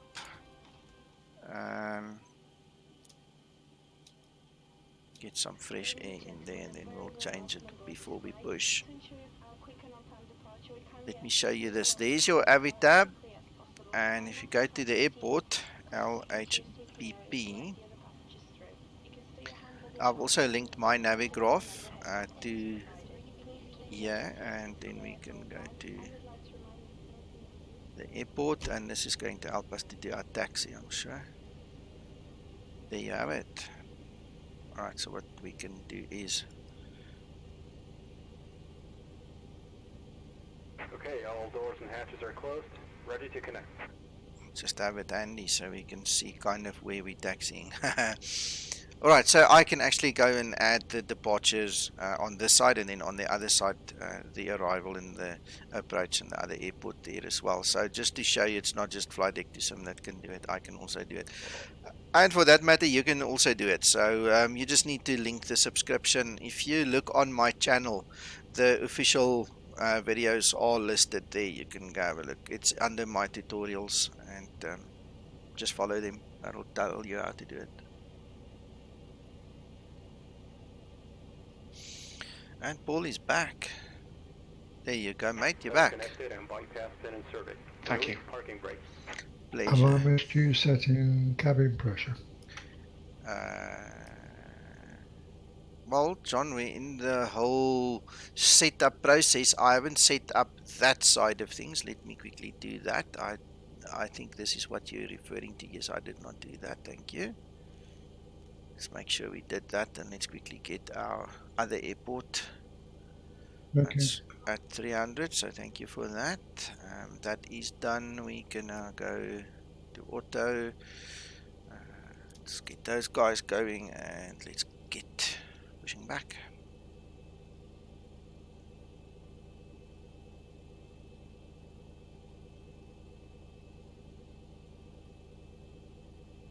What's going on now again?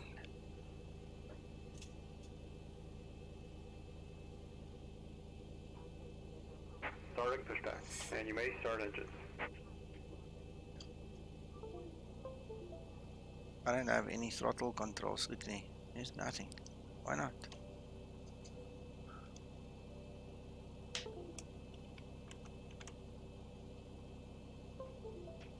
What the hell?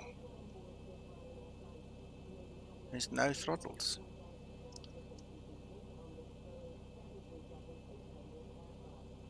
That's not good.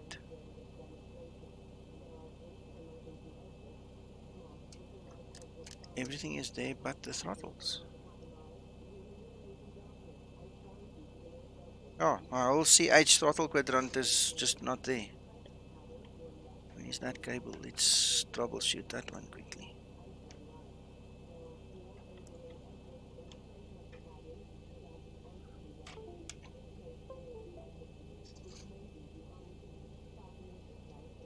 No man. It'll be a bummer if the flight ends here. See, it just doesn't see it. Huh?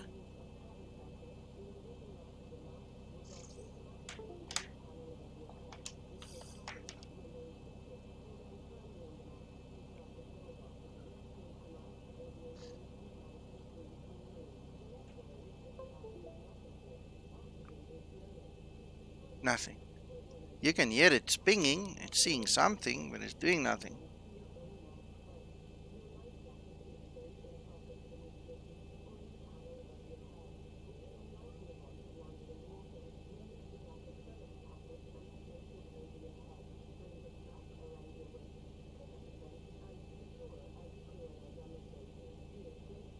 Operation complete. Set parking brake. It's not a tablet setting, is it? I don't know, I'm busy looking at Stand it. by. We'll find out soon enough. I'm using a process of elimination to run through whatever it could be.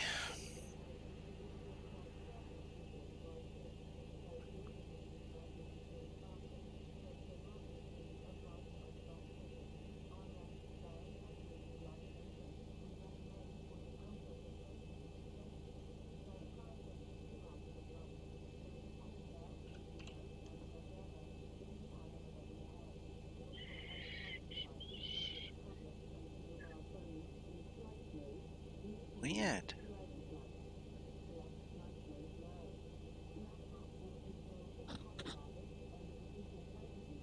No, in hindsight, sorry, it can't be a tablet issue because X-Plane just doesn't see it. I'm gonna look in the windows just now. I just want to quickly see if I run the actual utility from CH, if it picks it up. Nope.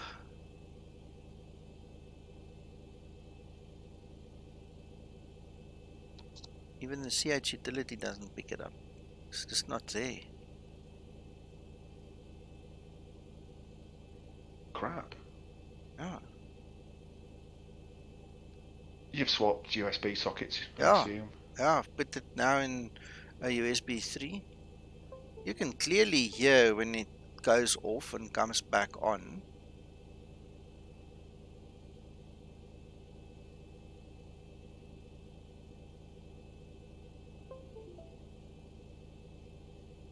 Definitely there.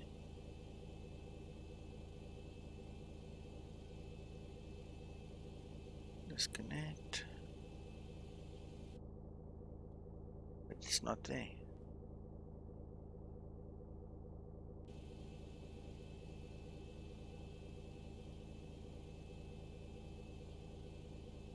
Let me switch on my display capture. Let me show you. There, Windows sees it. There. There it is. It's not like it's not there. X-Plane just doesn't see it. So is disconnected and bypass pin has been removed. Hand signal on the right. We'll see you next time and have a safe flight.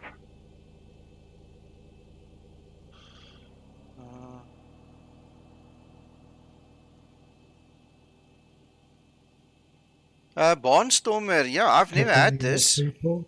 I've changed the USB. I've never ever had this. The worst that I usually do is I simply unplug the cable, push it back in, and it works. Never had this, but okay, we can try the mouse thingy. Let's see if it works. It's gonna be fun. Don't laugh, guys. That's all I'm asking. If the popo hits the fan, we're just gonna laugh it off. We will laugh together, not at each other. Right, so John had a few goes. John had a few goes yesterday at the mouse flying. It wasn't good. yeah, I'm sure. Okay, well, now we need to start the engines anyway. I haven't started the engines Very because I've been important. concentrating on other stuff. So, oh, Don't. don't what? Don't what? Don't remind him about his attempts to fly with the mouse. Using the mouse.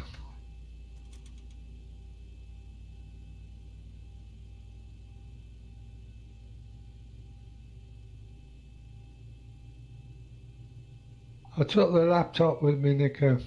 Okay.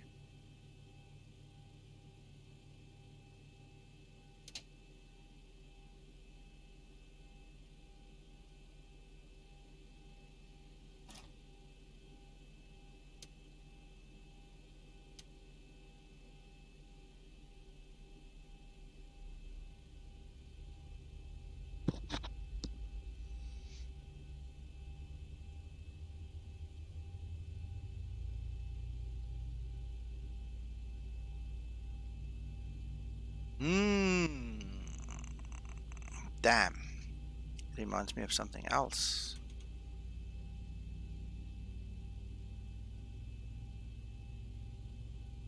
Hardware, yo. Otherwise we won't be able to taxi anyway.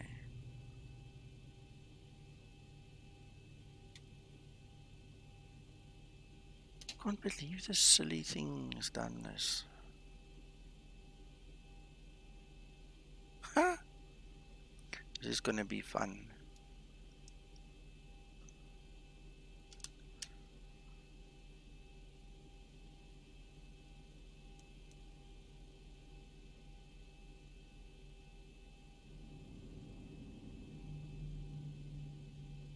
Why is it pulling back?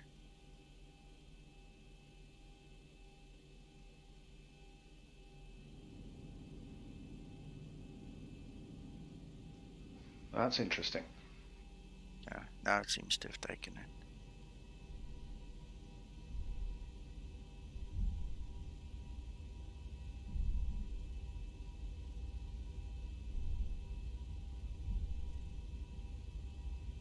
Oh, hang on.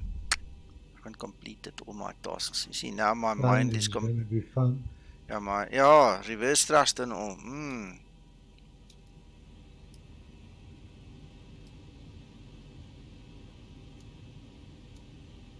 Ooh, flaps.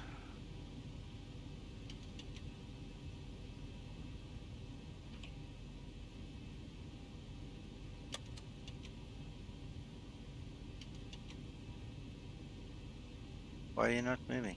Moved once. Hello. That's not nice of you. Come on. Okay. 1, 2, 3. Yeah, I forgot. I still got the 1 mapping and 2. on. I've still got the mapping on my yoke, so that's fair enough. We can use that. So let's do that. Oh well, now we're just gonna do the best we can.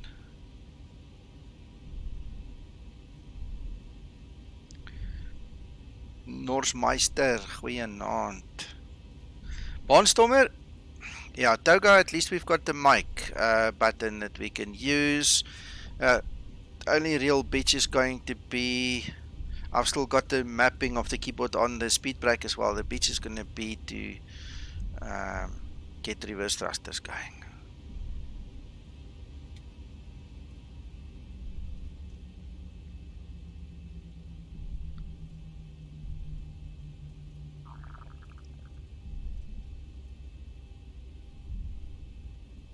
You see now, I've changed the sensitivity on my pedals, John, remember?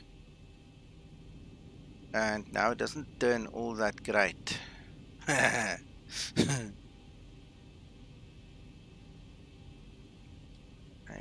Yeah.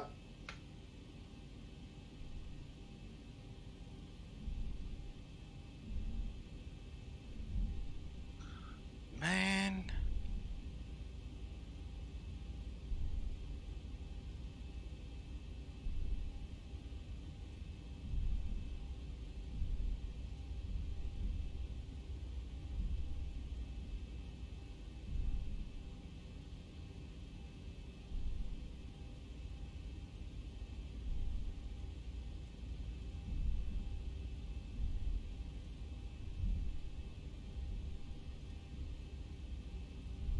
You take care, Barnstormer.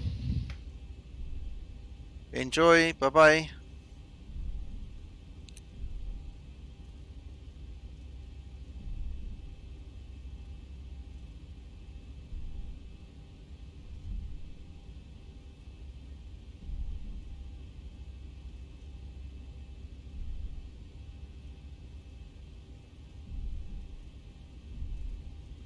That was close. Cheeky git. Yeah.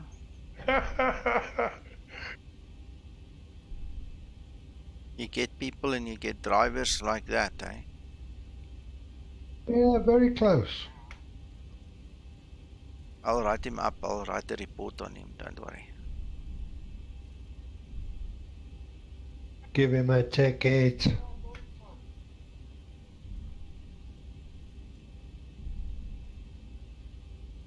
I've already done it. Excellent. Thank you.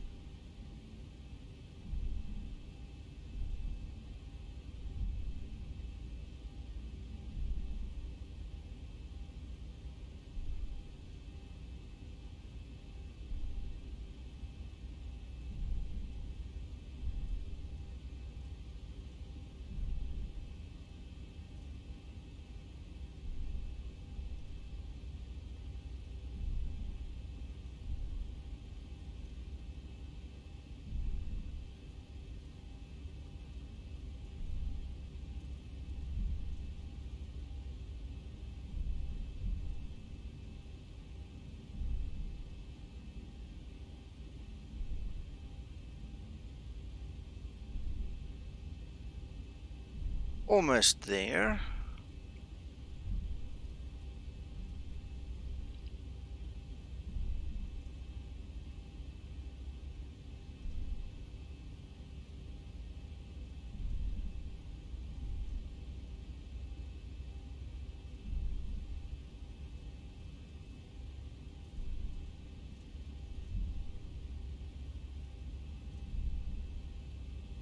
Yes, it was. But that kind of hurry can get you into trouble. I hope you haven't got a problem with your throttle quadrant now. Yeah, me too. Me too. It will be. I mean, it'll be a bit of a blow if it's blown.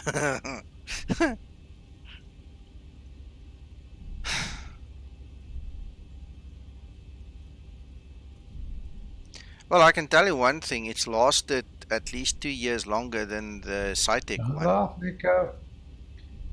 Ah, John, what can we do? If I don't laugh, I'm gonna cry. It lasted 2 years longer than the Cytec one, so I'll definitely get myself another CH1. I won't buy Cytec throttle quadrant again.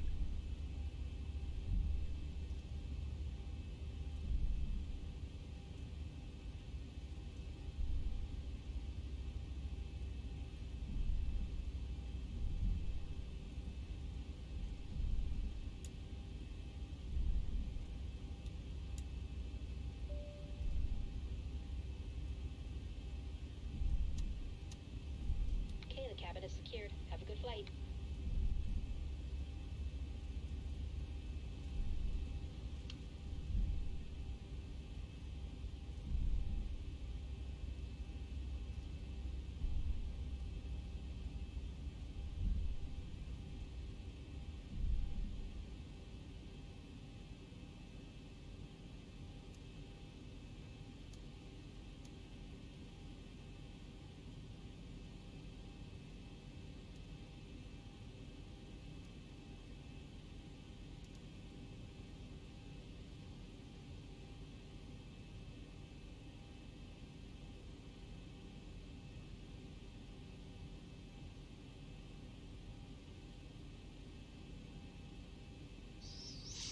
Oh, I forgot to show you something, George. While we were talking about this, sorry, let's go back to the charts. Let's just open the airport chart again. They've actually, in the new version, implemented the night vision version as well. So I clean forgot about using that, but there you go. You've got the night version as well.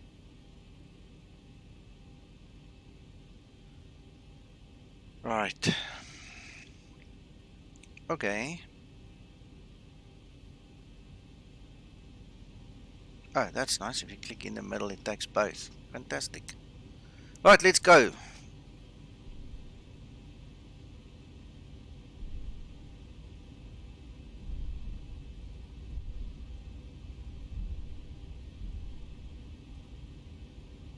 You hope. Approaching 1-3 left. I hope. Otherwise, we have an early evening.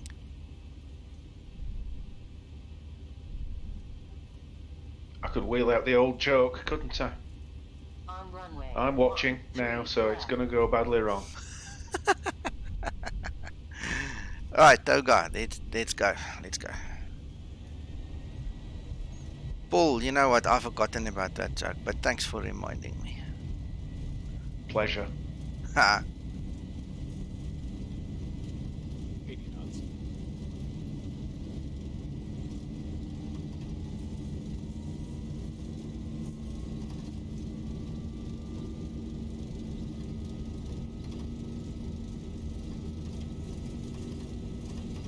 E1, rotate.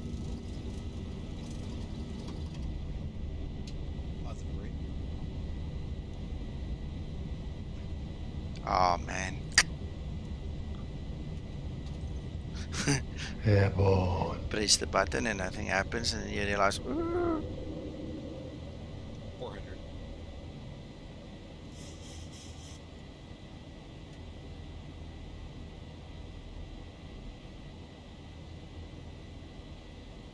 Somebody there is off. 1000. There we go. My heart.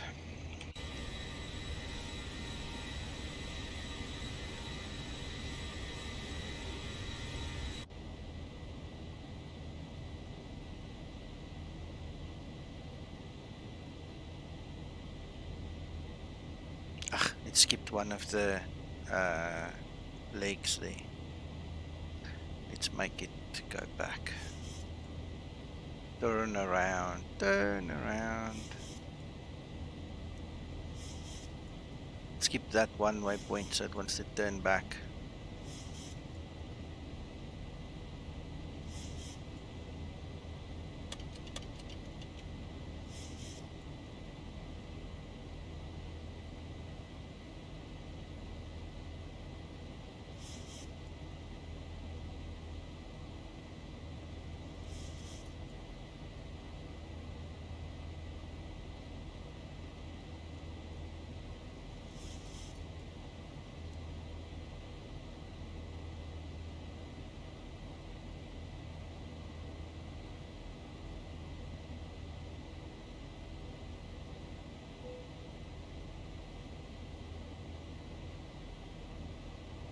That might actually be a bit of a tight turn, so we'll leave it on heading select for now.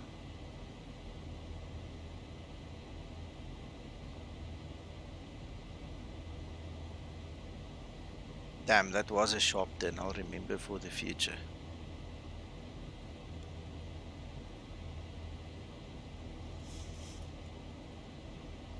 Lazy turn. Yeah.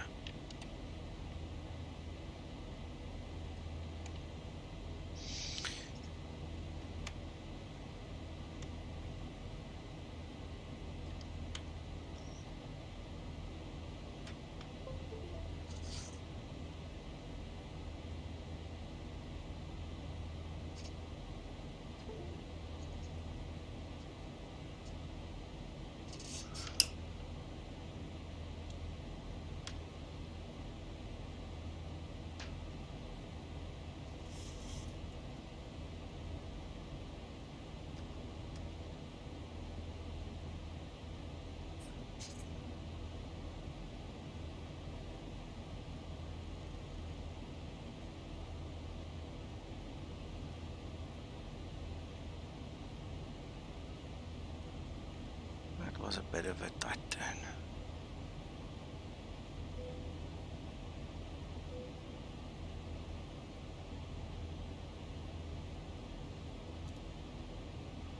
There we go.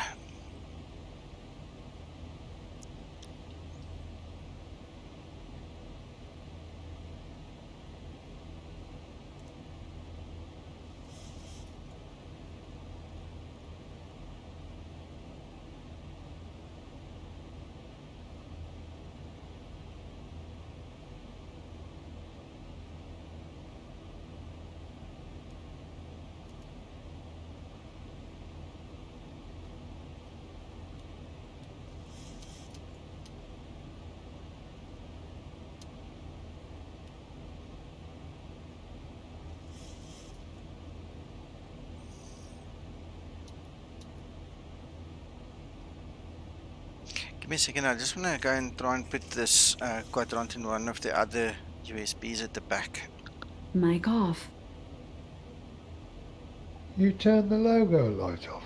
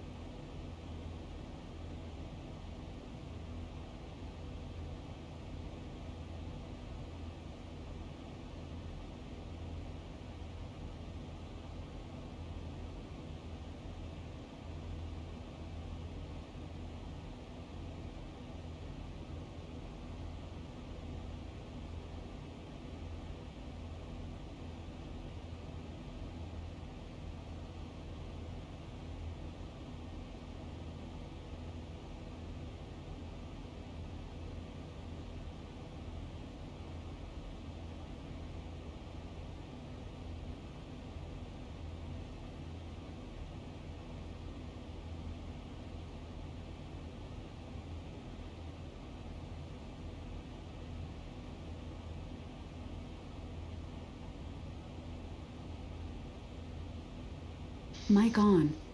And it's clearly still not working. Damn it.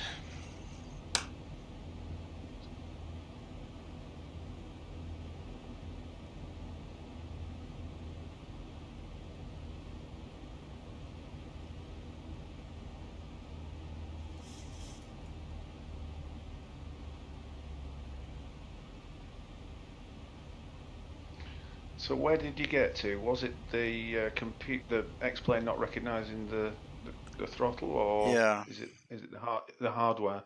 Well, I don't know. Look, according to Windows, it's there. According to X-Plane, it's not there. So, before I started the stream, I actually restarted the machine because initially it didn't pick up anything.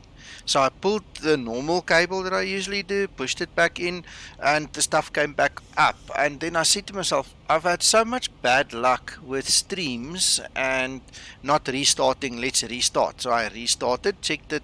You know, the yoke and everything was there, but I never checked the throttle that it was there. And this is the first time ever it's not been there. So now I've got another thing on the checklist to check before I start the stream. Damn it. It's crazy. I'm going to try something else quick. Mic off.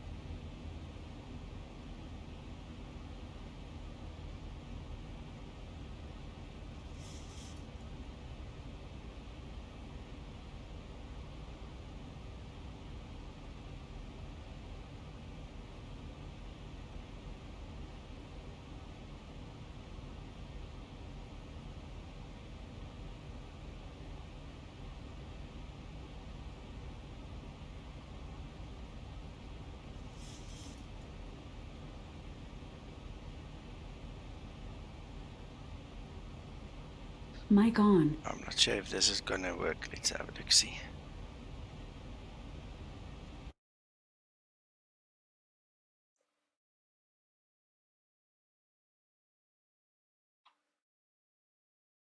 Look at that.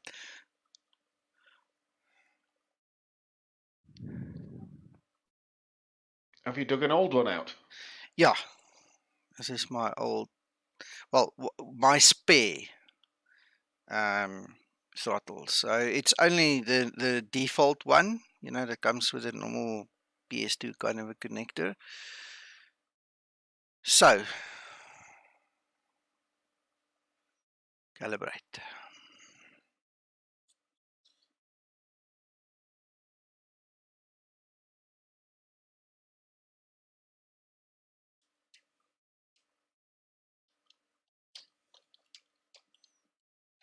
Hope it doesn't kill the Zibo now. So your throttle quadrant has gone. Looks like it.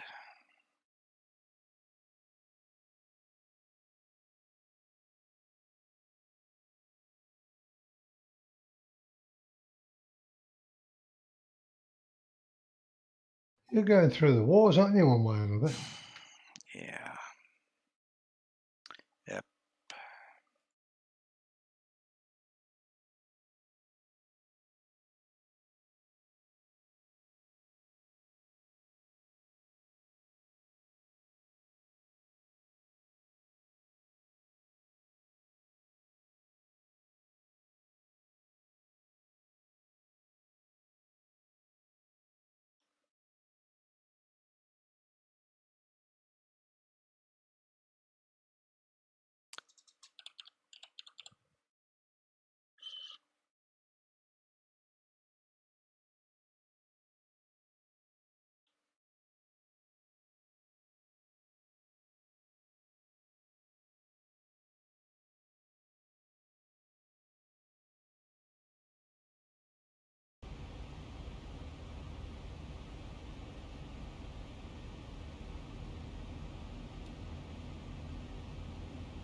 Ah, look at that.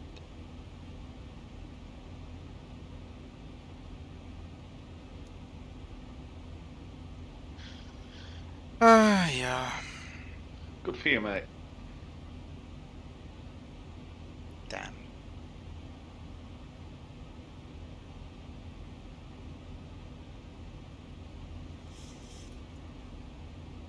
Yeah, but expense again, isn't it?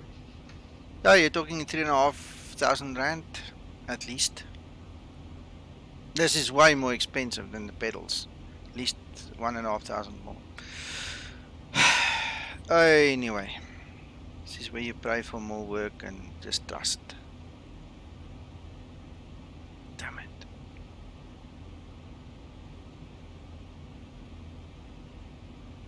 Now I'm wondering if this power problem, this power failure today didn't break it. So, I mean, what else? Thank God you've got an alternative. Yeah, but it's not the same. Now, it'll do for now. It'll do until I save up, but it's... Yeah, you got a spike. Yeah, it's not the same. Will, talk to me, like I said on Messenger, let's get together somehow and then let's sort out your stories there. You know, I still have to talk about all the other stuff. So, we'll sort you out, buddy. We'll sort you out. We'll get you joy. It can't be that difficult to explain works or doesn't work.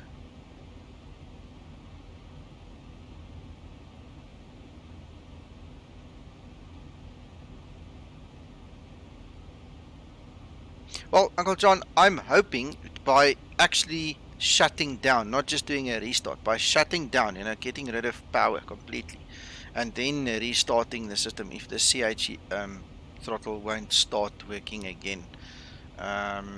Then I'll leave it in the actual port where it is now, because previously it was plugged into my my yoke. You know, the yoke on the side. The side deck has got that little USB port. What do you call it? The USB port, like a switch. You know, you've got different little plugs there. So I'll leave it at the back. Let's see if maybe a restart will fix it. We'll try that. But other than that, like I said, we'll just use this other one now until we've got the money to replace that one.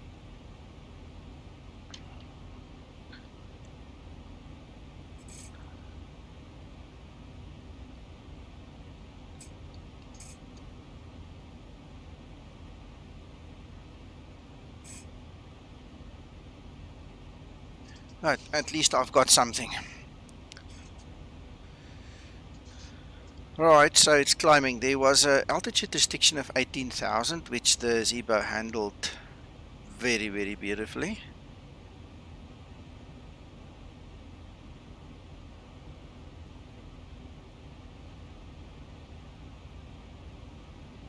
I love this extended night lights, man. Look at this. It's so cool.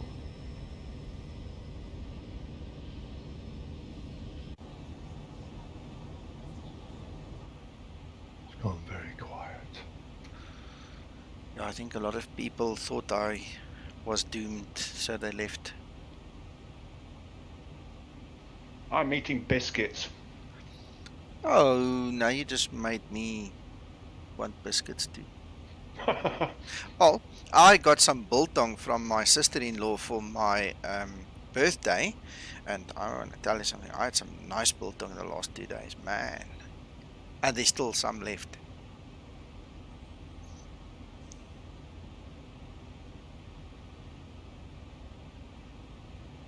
Thank you, George. You're a trooper. Means a lot.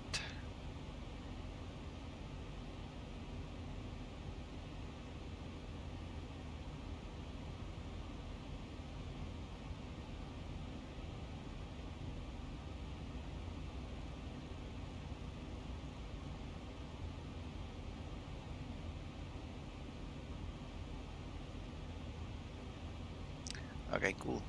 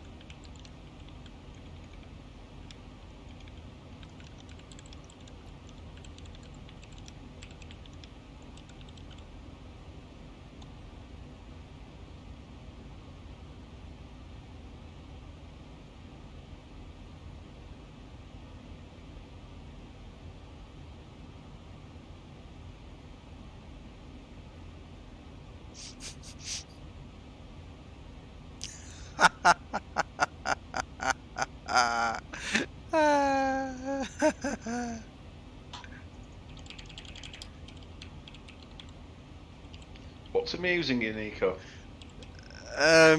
Somebody asked me for the Zibo logo. Now I can't give that to anybody. I mean, it belongs to Audiobird and the team basically. I obviously have it because I work with the team, and it became part of the shop and everything else that goes with that, and etc. etc. Long story. I'll show you this one. You'll see it on screen now, that Zibo logo. So this guy asked me for it earlier, and I said, sorry, I can't give it. You have to ask Audiobird for it. And he just sent me a message, and he told me how he made his own one. And I tell you what, he made a flippin' good copy of it. Made his own rendition of it. So that's why I'm laughing. Anyway, the copy protection or copyright stuff, that's between him and Audiobird. I don't get involved with that. I just don't share this stuff. I mean, it's not my place to share it.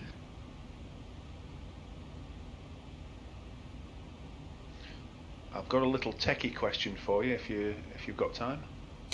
Just let me answer George quickly.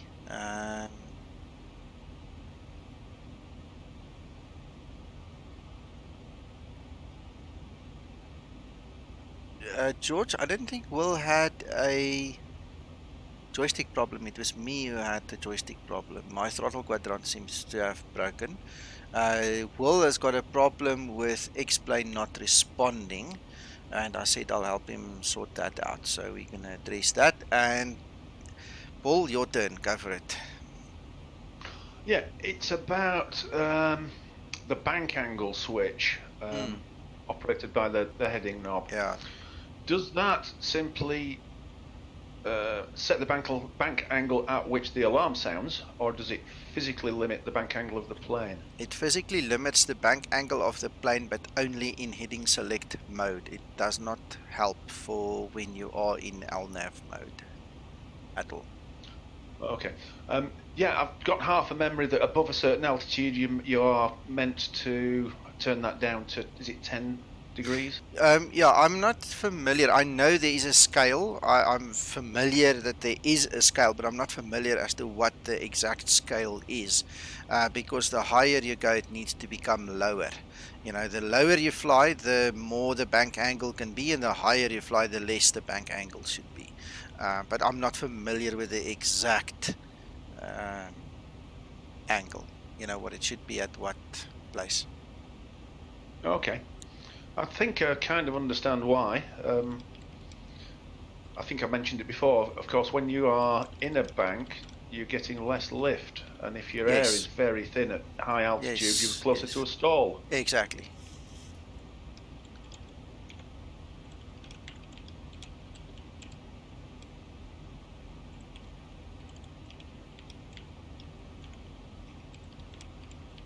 Thousand to go.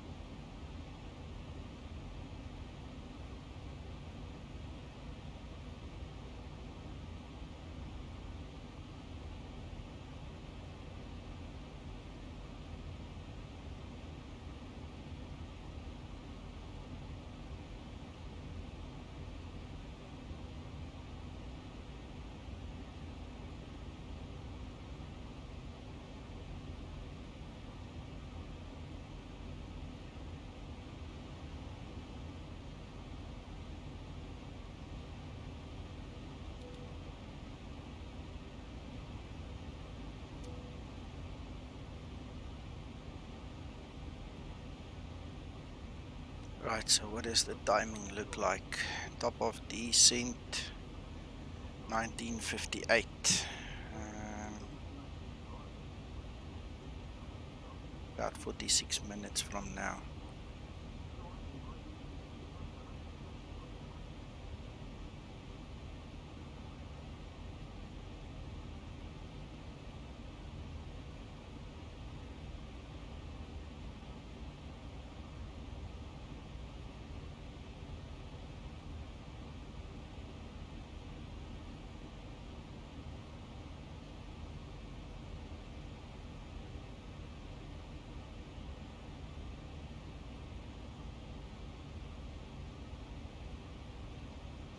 I'm also looking for some confirmation that I'm thinking straight when it comes to determining active runways.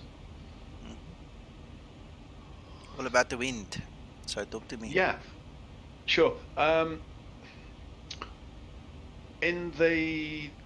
you've got a Navigraph subscription, obviously you can look at all the airport information, which goes on to pages and pages. And in that, there are quite complicated rules as to which runways are used at which time of day, dependent on wind strength and direction and such like. Yeah, but that's real world stuff, right? In the simulator, there are 2 airports that I know of that are like childishly, I don't know what the real English word is, but they are like children defending those rules. The one is London Heathrow on Watson, and the other one is Madrid Barajas. The guys are like freaking. In Madrid isn't that bad, but Heathrow If you want to see a bunch of grown men fight like children, you must go try fly there and land on the wrong runway. It's like crazy because of the runway alternation rules that they have. In normal circumstances, Paul, when you're flying in a simulator, the rule is easy. All you do is you look at the direction. If it's more than 5 knots, then it becomes an issue. If it's less than 5 knots, you land any runway, anyone you fancy, because it means winds are calm. It will not make a difference. In the Boeing, the 737-800, you can land up to 15 knots tailwind safely. All right. I've personally sat in the jump seat landing at Lanseria with a Boeing with a 12 knot tailwind, easy, no problem. All right. It's not as dire as what the flight sim guys make it out to be. All right. They take it 1 notch too far, and that's one of the things the real world guys really hate about the flight sim guys, because the flight sim guys really rip the dam from under the duck sometimes. So bear that in mind. So don't worry too much about those big things. When you fly into Heathrow on VATSIM, read those things. When you fly into Barajas, read those things.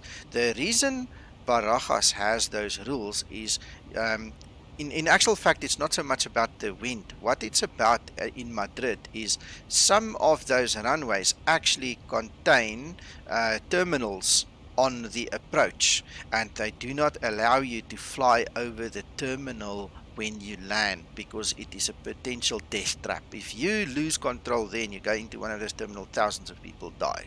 So that's why they do not allow you to land, in that direction. They allow you to take off and get over them, but they don't allow you to land there. Okay. So there are reasons why that is in place. In terms of Heathrow, it's all about noise abatement. So it's about some auntie crying about the noise. It's not really about the winds and the rest. It's just noise abatement. Okay. Which is also silly, but it's a real thing. So you have to take that into consideration. In terms of the rest, it's literally just, if the runway is runway 07 and the wind is 070 or 100 at 10 knots, it's 07. You're taking that one because you're flying into the wind. That's the basics.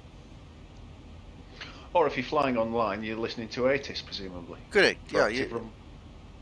Correct. And if there isn't ATIS, if there isn't an air traffic controller, you look at the METAR.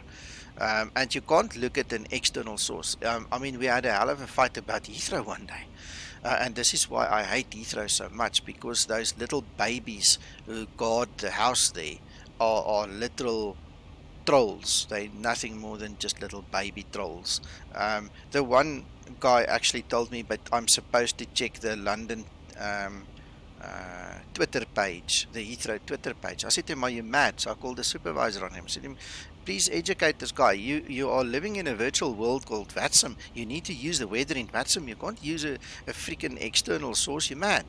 And the hell was loose there. And so anyway, I avoid London Heathrow unless I really have to go there online, and unless there is an actual ATC. I don't go there because the idiots involved there are just that. They're stupid.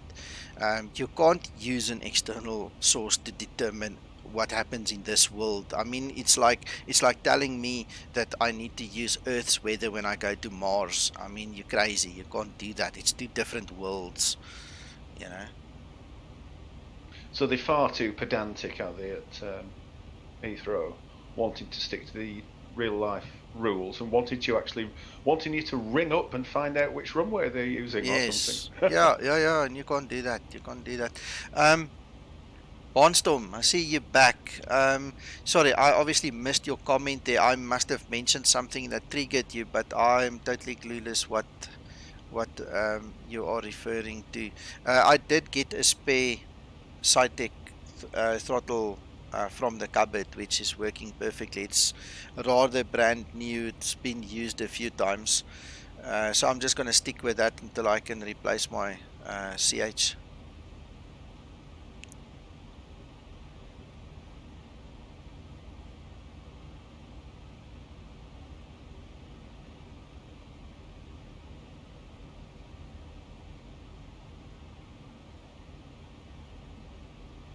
I have not had a single issue with this throttle quadrant until today, and the only difference is we had a power failure. So this is why I'm scared that it blew up. The last 3 weekends ago when I lost my pedals, the same happened. We had a power failure. And that's all I can think of is that's what blew the thing. So I'll do more tests, but I've never had this. My system is never disconnected. Everything is always connected. I do not unplug and replug unless I really have to. And like I said in the stream earlier, I sometimes find, every blue moon that I just have to pull one cable that connects everything, push it back in, and then everything works again. This evening the throttle just decided it's had enough. So I now have one that works and I'm happy. So we'll save up and we'll replace it if we have to. But after the stream, I'm obviously going to do more tests and see if I can't just, shut down the machine completely and start again. The problem with surge protection, George, is it is in place, but it for some reason on the USBs, and look, I'm not saying this is the surge, I'm just speculating because that's the only weird thing that happened. On the USBs there are no surge protection on the USB plugs, but in terms of the actual electrical cabling and stuff, I've got surge protection. I've got this insurance approved purple plug thing in place, with voltage regulation and all. So theoretically what I'm actually saying is it's impossible for a surge to happen, but with a previous power surge I lost the pedals, and with today's power surge now the throttle is not working. So it makes me wonder if there isn't like an internal thing, on the computer side behind this purple plug, that is causing a problem, because what else could it be? I don't know. It doesn't make sense.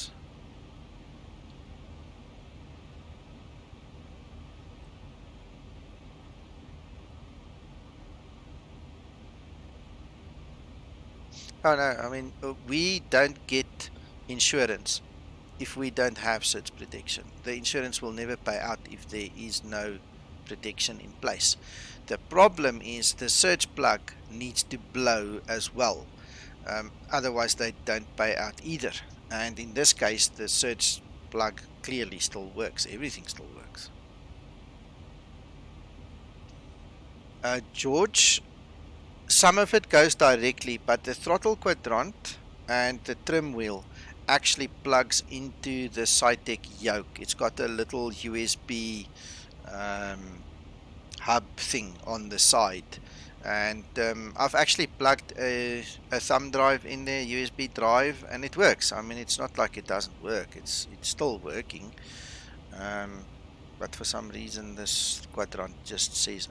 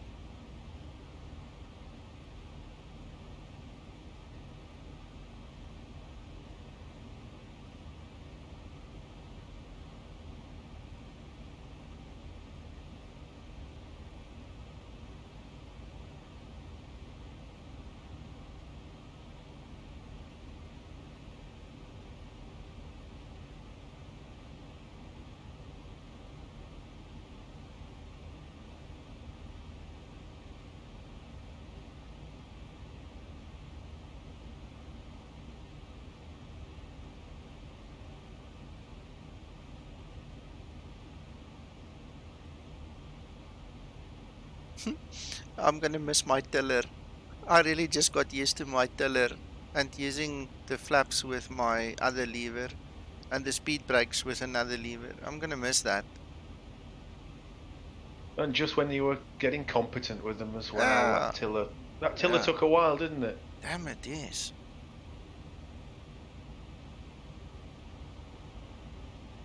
I remember one of your streams, you had difficulty going around the corner, and the taxiway was uphill so steeply you couldn't set off again going up the hill. Yes. Yeah, that was Nico. crazy.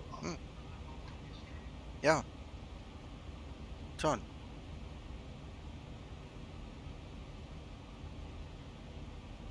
John, you calling? Nico, I still use the steering on the orange one. Oh yes. Well, there's one Yes. left. There's one left. Yeah, the mixture. Sorry. Yeah. On your replacement, Hmm. I use the orange one for my steering. I'll think about that. I'll think about it. There's obviously, yeah, there's 3 levers, so yeah, I'll think about that.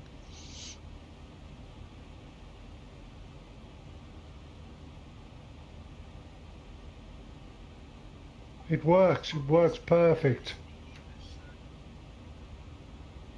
Yeah, well, George, in terms of cash flow, I can tell you one thing. It's going to be cheaper to buy one more I think we side need a deck. whip round then, George, if he's got to get another quadrant.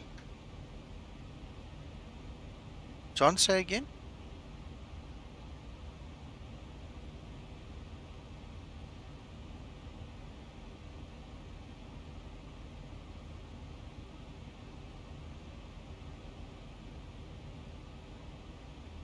I said, if that's the case, we need to do a whip round if you need another quadrant. Oh, yeah. Yeah, that'll help. Well, I think it's going to be cheaper to buy another side deck. I don't want to do it because I love the CH more, but in terms of cash flow, it's definitely going to be cheaper to just buy another side deck one and just add it next to this one, obviously. You know, until they die, and then I'll change it to a CH. I don't know. I'll think about it. Damn it. Life's choices.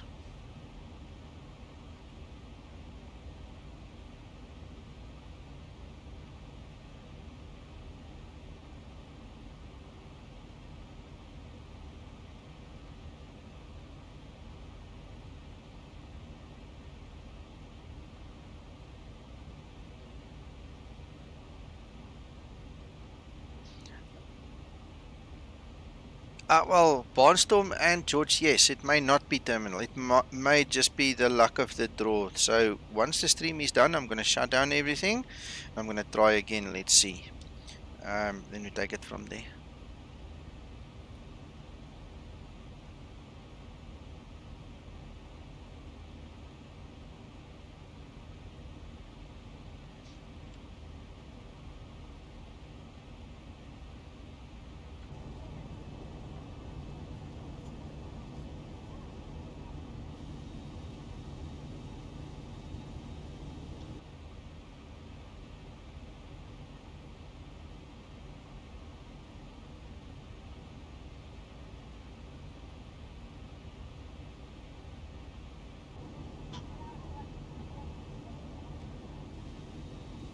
That's a bit better. No, it's not that bright.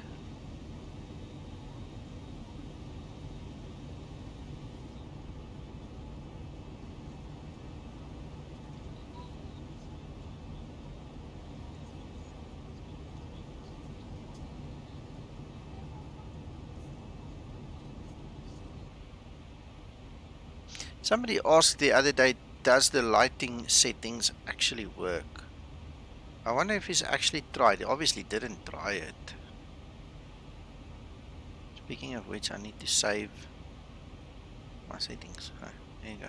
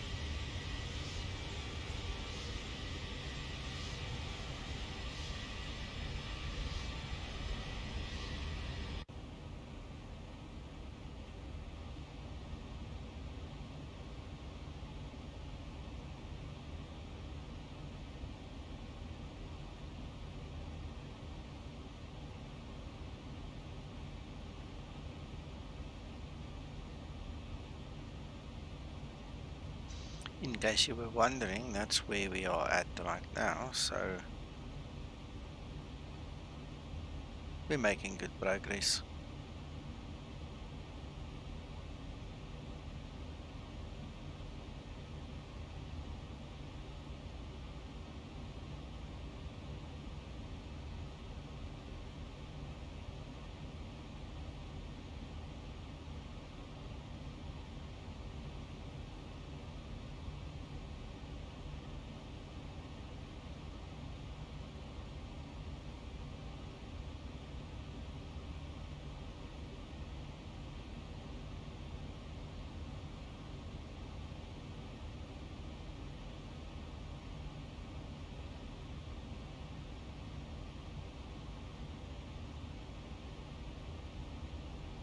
I do have to say that at that fly-in meeting that we had in Yorkshire yesterday, there was a spectacular quantity of biscuits and things to eat. It made me think that somebody there was selling extra large belts as a sideline.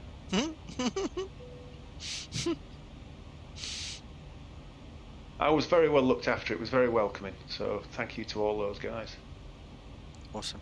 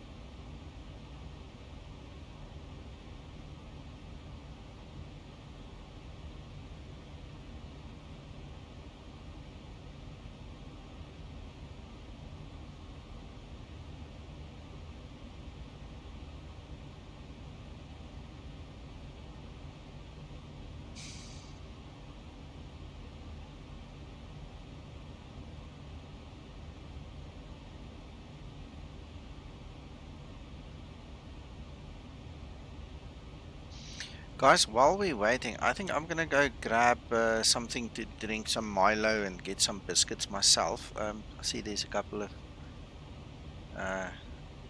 messages. Let me just read through that, then I'll leave you guys for 10 minutes or so just to grab it, and I'll be back. John, I also use a powered hub, but there is no flight sim equipment in the powered hub. It's for different stuff. It's for drives and things when I need them for work. So just to answer that one.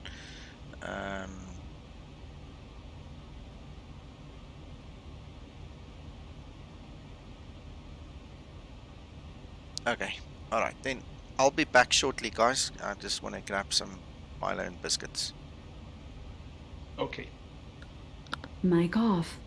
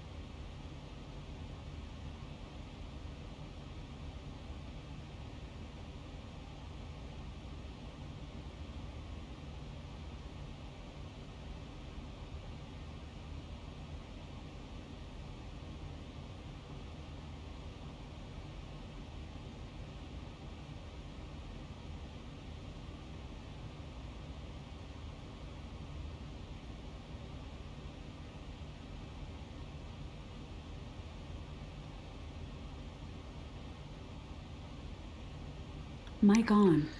Okay, I am back. Hello. Let's see our progress. 164 until top of descent. Cool.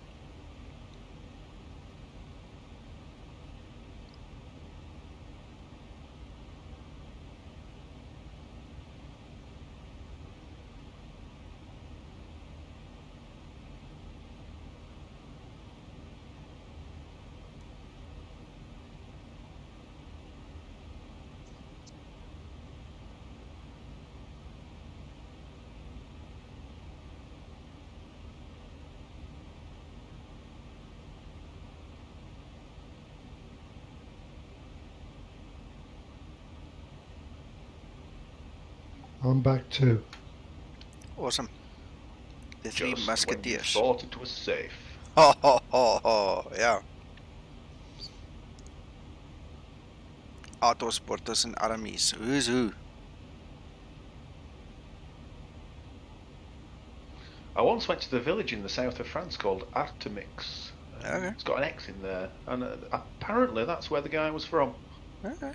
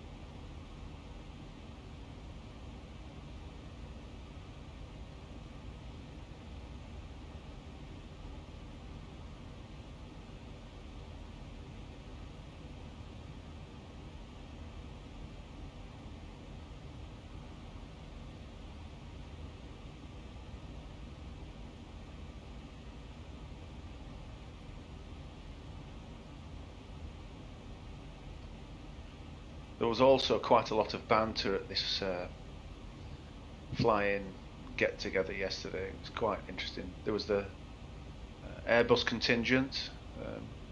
John, like a stalwart, was defending the 738 corner. Okay. Sporting his Zibo sweatshirt. Okay. Okay. There was the GA contingent looking down on the big jet guys. Oh, you just press a button and fly the bloody thing like that, do you? It was quite good.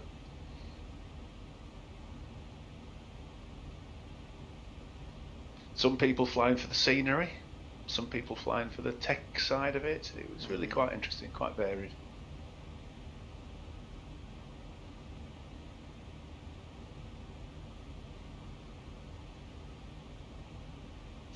Yeah, you get all sorts. As long as everybody's willing to live and let live, I can also live and let live. But it's when the people want to kill each other because somebody disagrees with them or don't have the same interest.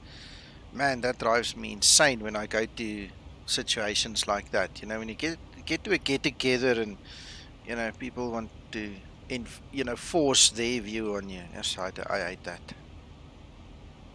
Yeah, absolutely. There was even a guy over from Lancashire, so he was being brave. Ooh. I don't know whether you know about this 500-year-old Yorkshire-Lancashire rivalry, but it's very silly. But people still like to talk about it. P3D. Okay.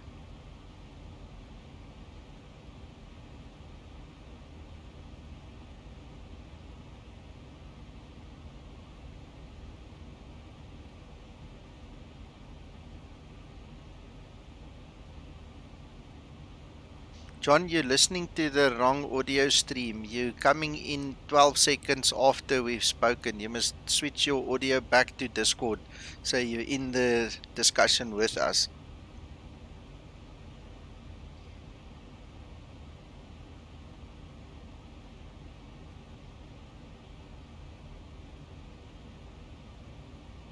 Okay. That's classic.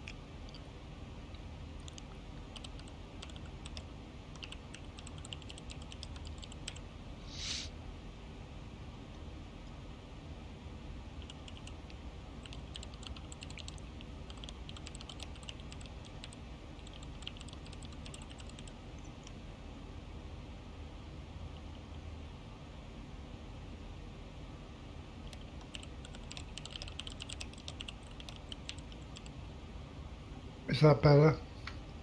I don't know. Are you in the discussion? Can you hear what I'm saying right now? Because that's the point. You need to hear what I'm saying at the moment I'm saying it, not 12 seconds later.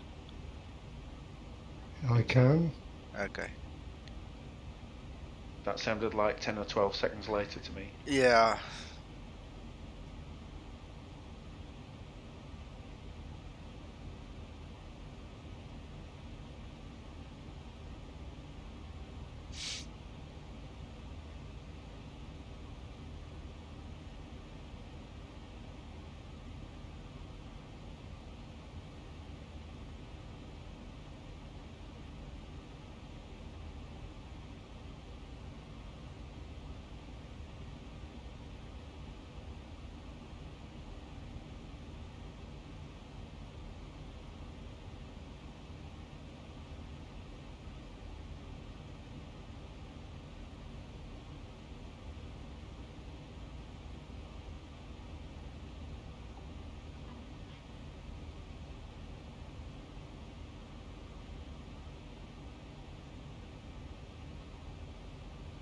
Hopefully I've sorted it.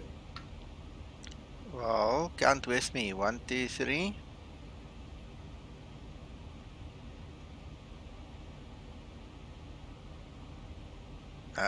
Clearly not. That's okay. Don't worry about it.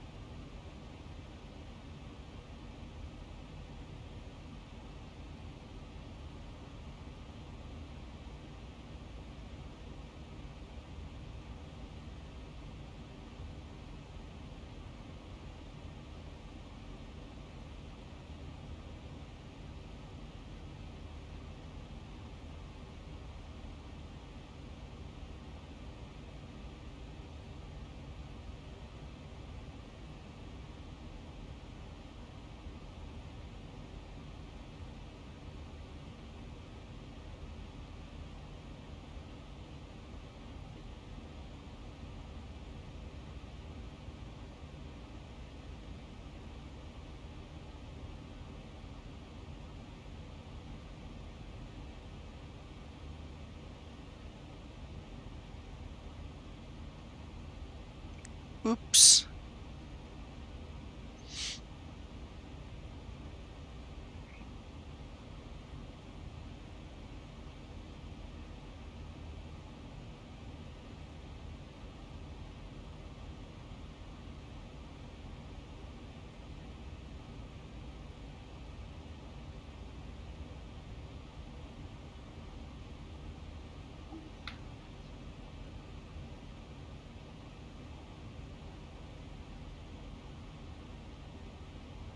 I don't seem to be able to share this, so I'm gonna quickly take a snapshot of it. And then I'll drop the link so you guys can see why I said oops. All the geeks and the IT guys will understand this immediately.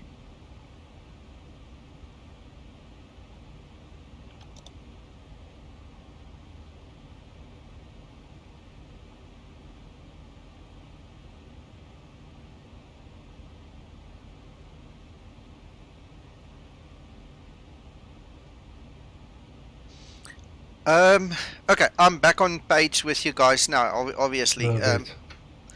Barnstormer, some of the questions you asked, that I'm asked on the Facebook page seems odd.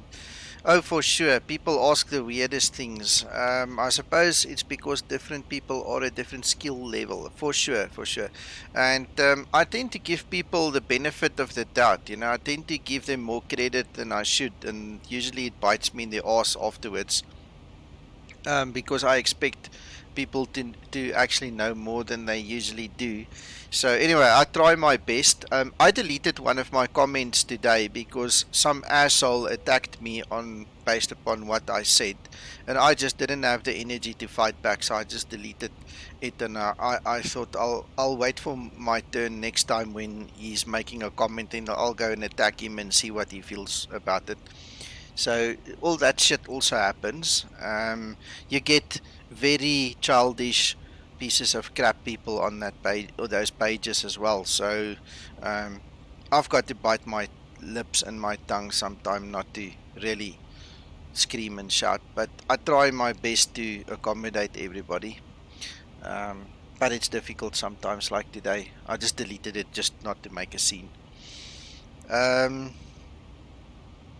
In terms of helping anybody, I don't mind helping anybody unless they're lazy. Once I discern that they're lazy, I don't give a damn anymore. Then they can go away. George, can I explain the use of VOR lock and approach? Okay, it's very easy. ATC will clear you in two different ways. They will say to you, you are cleared to intercept the localizer, or they will tell you you are cleared to approach, blah blah blah.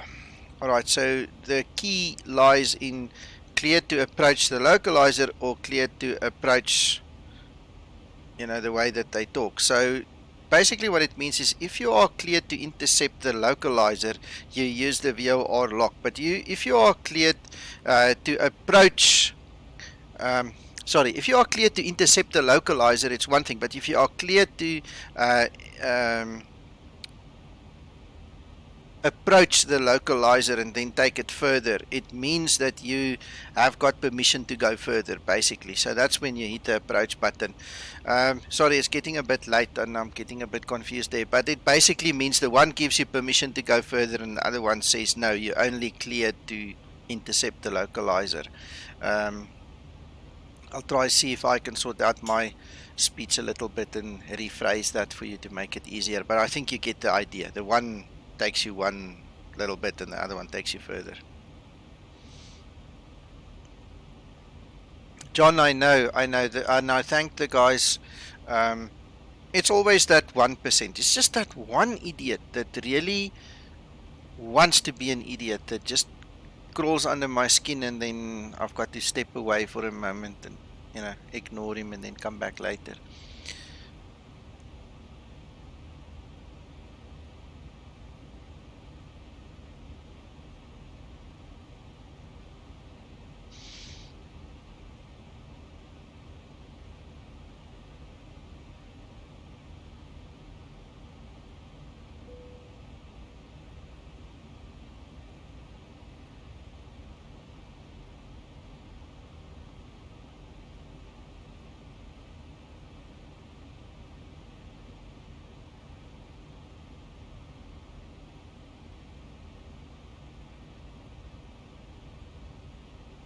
I don't concentrate on them that much. I'm getting better, Uncle John. I concentrate on them for about half an hour and then I shrug it off and walk away.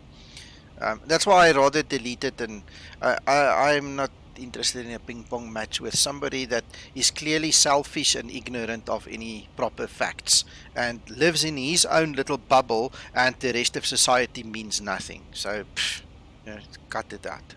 Walk away.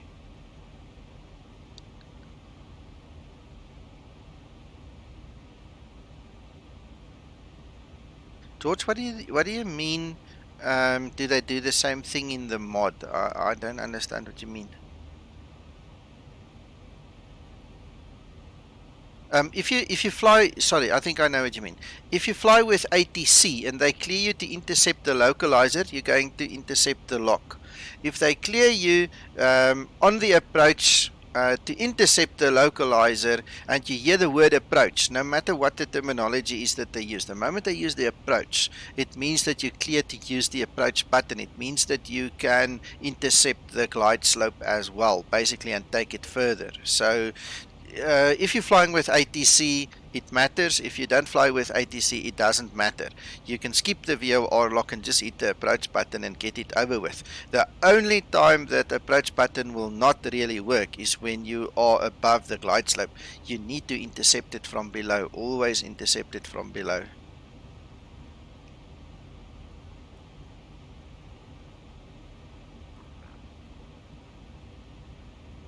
Well, I don't mind a total noob. I can take you from total noobness to total greatness. Ask Uncle John.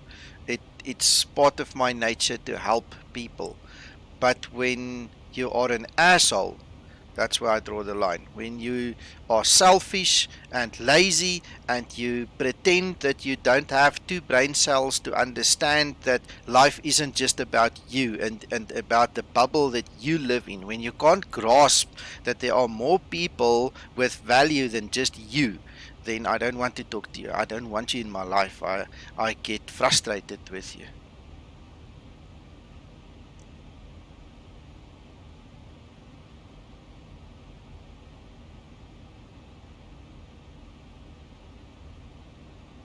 And John is. That's true.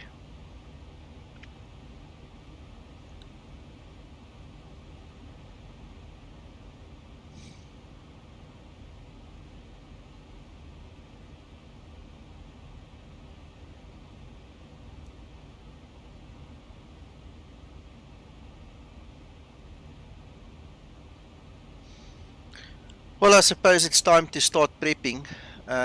Before I start talking too much and thinking about other stuff, let's quickly have a look-see. Can I quickly throw in a comment about the VOR lock and approach? You're welcome. In my head, it was more like if you get approval to approach, it was more like permission to go direct rather than follow the approach as published. I suppose that could also be part of that, Paul. You know, skipping one or two of the minor waypoints on the way and just heading straight for the intercept.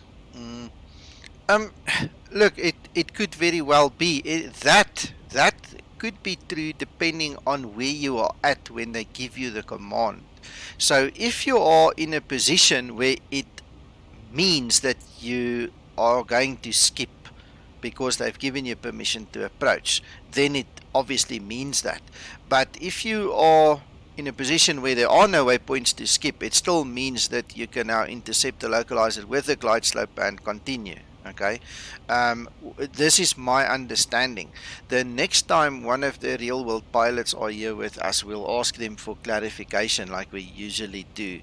I just know that in clearing the guys, you know, the one is just to the localizer and the other one is to actually also include the glide slope and to take it further, you know. So that's what I know, but you could very well be correct in what you are saying. It makes perfect sense. I mean, if there are one or two waypoints that you can skip, why not, you know? Yeah, I watch flight radar sometimes to watch planes coming over my house into Manchester, and the published approach takes you around the houses, and very, very rarely do the planes actually follow that. So I'm just thinking in my head that maybe that's what ATC are telling the guys flying. Yeah, it's very possible. Very possible. I will not argue with that at all. But we can ask the real 7-3 pilots when we speak to them again. That would be good. Thanks for that.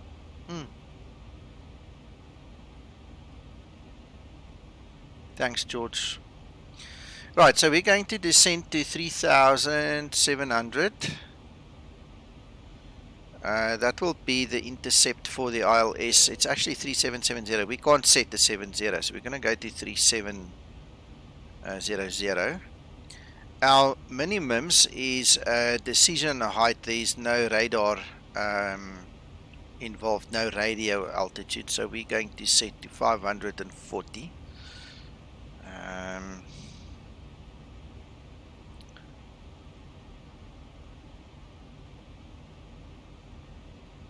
On the Barrow, we're going to go 540, 500, and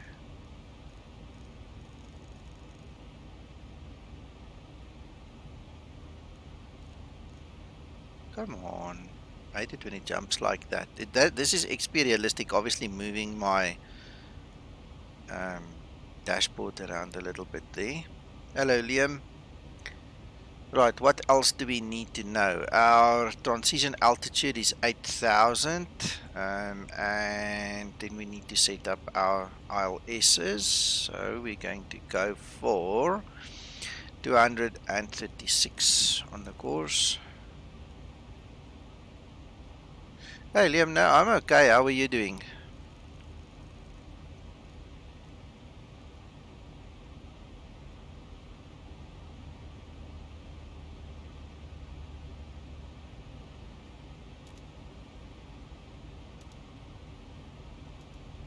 Lima, India, Romeo, November, airport information, Romeo 1920, Zulu, weather, wind, calm, visibility 10,000, sky clear, temperature 30, dew point 21, QNH 1014, advise on initial contact, you have information, Romeo 1014. Lima, India, Romeo, November, airport information. So we got that. The next step will be, see, Uncle John, now pay attention. This is for you now. We're going to select flaps 30. We're going to press a button twice. We don't do anything else on this page now. Okay, then we're going to go to the descent page. We're going to go to forecast, and our transition flight level according to the chart was 8,000, so we're going to go 080. The reason we do this is we want the standard to go yellow and prompt us when we get to flight level 080 to go to QNH. That's why we've got the standard and we've got the standby set, and then what we do is we click the standard button. Let me just switch off this display capture because it's jumping the screen now. Alright, so there we've got the reference is 147. Now what we're going to do is that speed bug is literally going to be just above the word ref when we get to the bottom. That, when you put it just above the word ref, that adds the 5 knots for you. You can obviously mentally quickly do the arithmetic and you can add 5 knots, so it's 152, or you can just put it in position right above the word ref. Eventually when we get to that speed, that will add the 5 knots, so it's VREF plus 5. If we go back to our, I actually think I closed the Adobe. Let me just open it again. Where art thou, my friend? Come back here. Let me find it quickly. So if we open the Adobe now and we go back and look at our planning, you will see there VREF TopCat estimated 147. There you can, sorry, let me move the screen now. There you go. Sorry about that. Okay, so there you can see the Zibo and TopCat is completely in agreement. Alright, so 147 is the VREF, but the approach is 152, so it's VREF plus 5. Alright, how's that for accuracy? It's awesome, eh?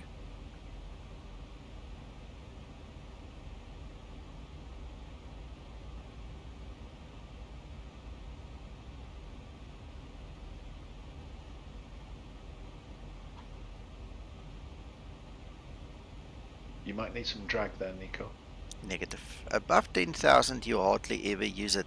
If you see that you get to overspeed, then I will use it, but because of VNAV and it being so accurate, we never use it on the Zibo really. Even on PMDG. Okay. Above 10,000 you hardly ever use it.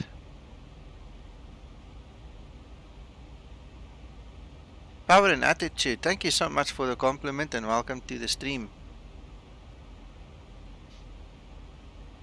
I'm in Johannesburg. I'm in the suburb called Randburg, right on the edge where it's on the border with Roodepoort.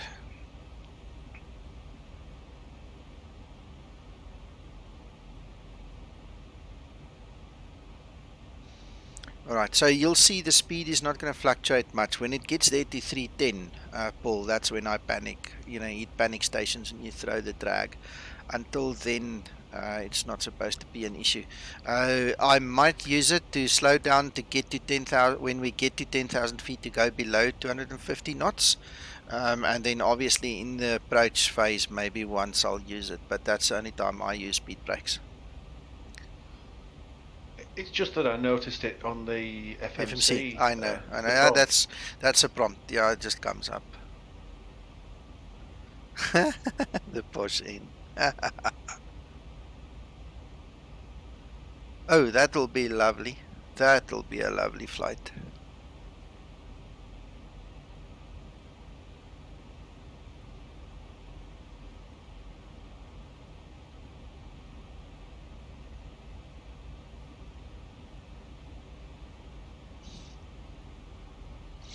Right, what I'm going to do is use auto brake 2. It is a rather short runway. It's hot, so we don't want to run out of runway. Actually didn't listen to the temperature. I was worried about the QNH. Let's listen to the temperature. Lima, India, Romeo, November, airport information. Tango 1920, Zulu, weather, wind, calm, visibility 10,000, sky clear, temperature 30, 2.21, QNH 1. 30, yeah, it's kind of hot. So density, altitude could be an issue. No, not much, but a little bit. Enough to worry about. So we'll keep that in mind. And let's arm the speed brakes. Now I need to start remembering all the keyboard shortcuts with this stupid throttle quadrant not working. Right, yeah, all set. I've set the ILS frequencies, we've set the intercept. All done.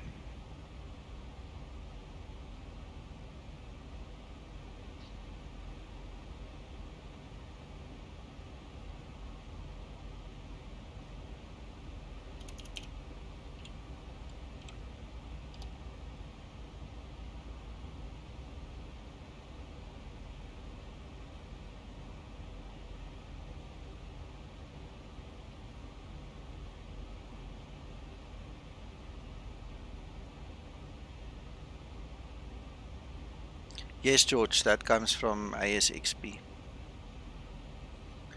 Right, that will be our arrival. There you can see we're already almost on that VOR.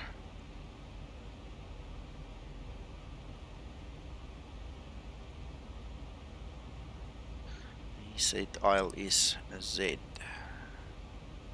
124.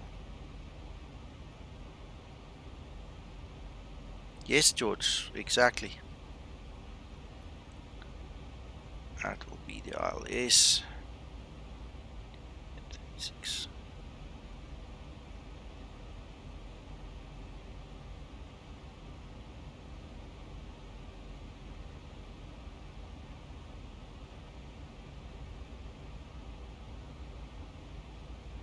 And that's the airport. So we're going to turn off to the left once we've landed.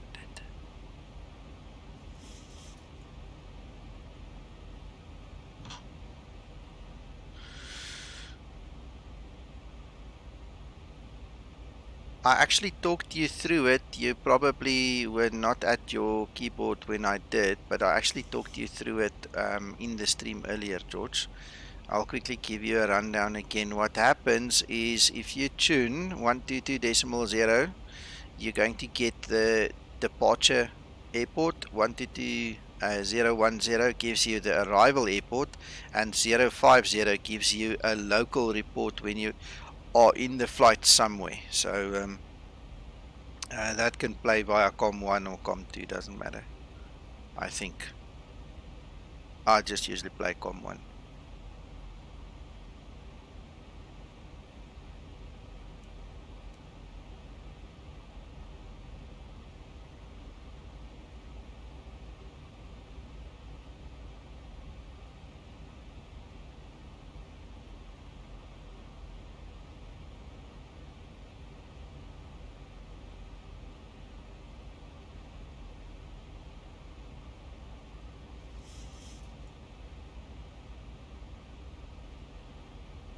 100%. Okay.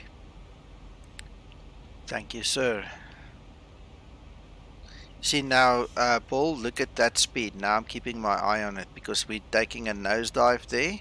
So that's becoming a concern to me. So instead of waiting until it's too late, I would rather engage the speed brakes now and make sure that we don't go into an overspeed. Okay. And you're fairly safe until the red section of the speed tape gets down there. Yeah, the moment starts pulling bits of the plane off. Exactly. The moment you go into there, you run the risk of losing your flying surfaces.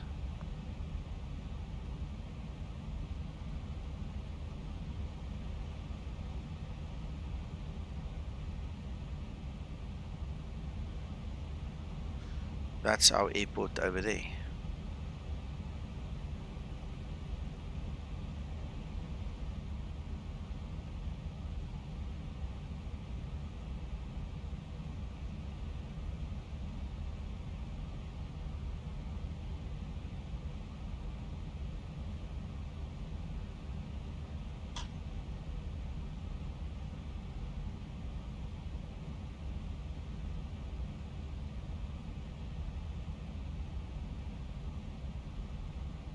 I'd go around this on 6,000, so I must remember that.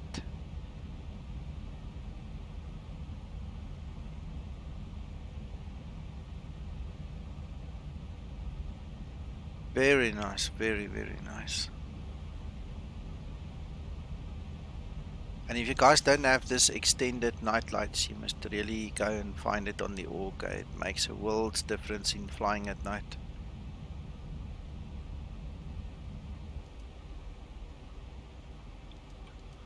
Right, speed brakes are armed again. The extended night lights, Nico. Do you need what's it called? Is that something you need to have first, or am I getting confused? What happens is it's just an add-on. So what I do is I use Tom Knutson's lights modification to replace the ordinary X-plane lights, and then you add the extended night lights in your custom scenery folder to take it further. So the initial X-plane / Tom Knutson night lights I think covers, and don't hold me to this is just a guess now, maybe let's say it covers the first 20 nautical miles, but anything more than that X-plane usually does not display. So what extended night lights do is it takes from 20 nautical miles, let's say, until 50 nautical miles. I'm not sure of the exact, ranges, so don't hold me to that, but that's the theory, so where the normal lights stop, the extended goes further, and that's why it looks so pretty. I mean, if you just run ordinary X-plane, you can't see the lights that far, and it's not as populated. You'll see it's very broken, the sections of what you can actually see. Okay, thanks for that. Yeah, you're welcome.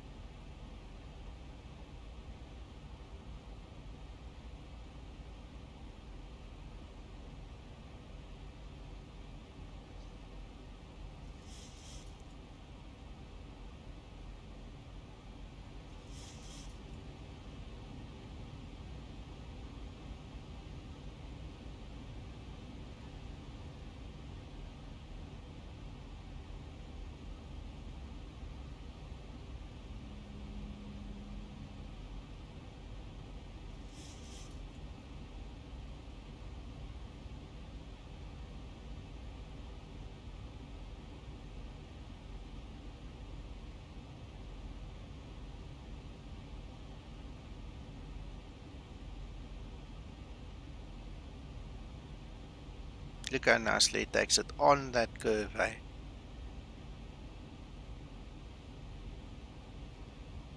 Beautiful turn. See, now we've got the yellow, and now we can go to standard because we've passed the transition flight level.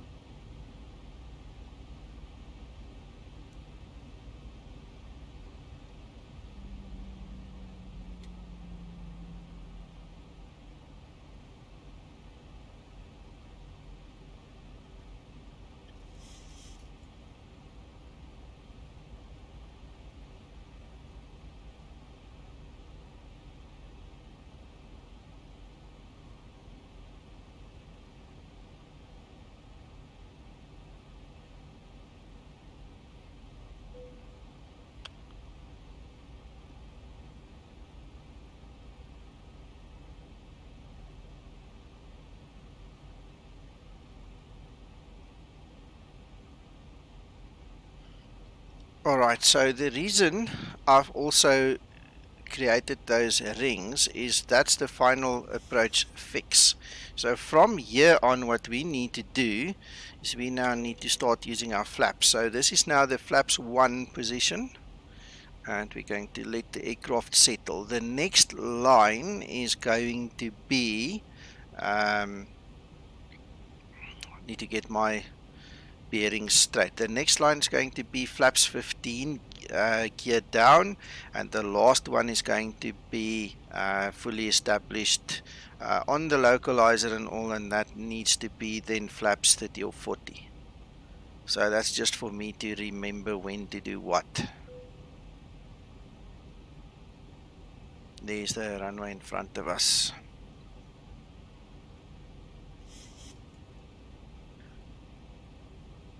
You can see we're on the ILS. Right, so I'm going to activate the approach phase because we've got the glide slope and the localizer already active. So we're going to do that. To go to flaps 5 now. And once we hit the next little circle, we'll go flaps 15 gear down.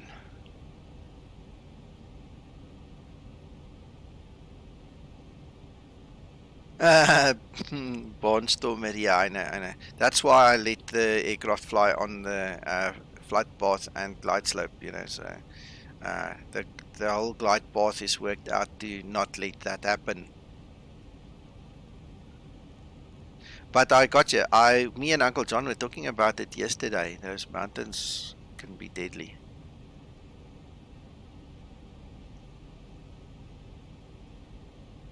Yeah, X-Rise gives the audible notifications, and I've modified the Zibo to actually show the notifications on the ND as well. So when you get closer, George, keep an eye on the ND. You'll see the notifications pop up there as well.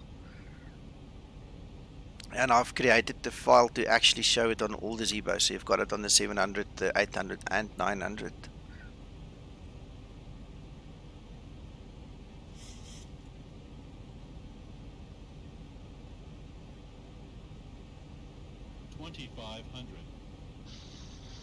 And I'm fast asleep, sorry. 15, and now I need to remember all the shortcuts again. Talking way too much. Alright, so to stop the speed, what we're going to do now is exactly what I told you guys earlier. You see where I'm pitching that speed bug of ours? It's just above the VREV. Now it's 47, so we need to aim for 52. And look there, without even looking, just by putting that little bug just above the reference word, okay, we get the actual VREV plus 5. There's 152. How's that for a neat trick? And we are fully established, and we go for flaps 30.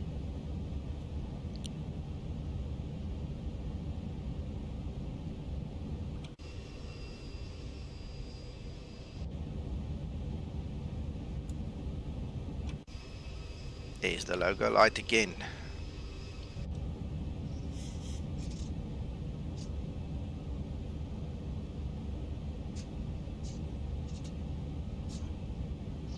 Right, the next thing that you guys need to look out for, I well, think so too. yeah, Uncle John. The next thing that you guys need to look out for is here on this side where the mouse is now, there's going to be a little white bar that's coming up. The moment that white bar comes up, you need to set your go around altitude. 2500.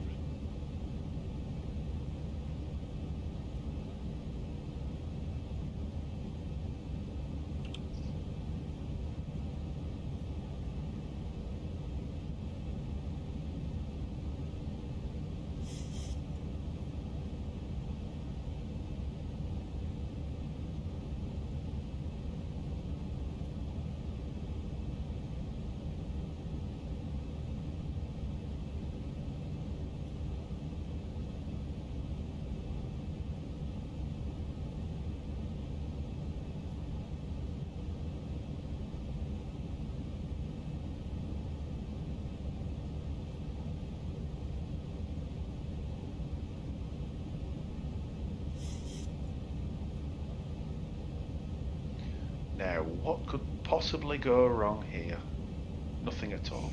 Please, please, please. Let's have a look see. Okay, so I'm going to increase my throttles. Ooh, it's reversed. Yeah, Look, Paul. the throttles are reversed, Paul. It's your fault. Oh, brilliant. Sorry. No worries. There. Now they're working again. Okay, so I'm gonna just take over from here because it is now a stuff up already. Right, there's the white line, guys. So what you need to do is set up your go around altitude, and now you need to concentrate on this. Approaching 2-4. Ooh, ooh, way too fast. So I'm sinking and then I'm lifting to break the speed. Approaching minimums. Light slow. 400. Light slow. Okay.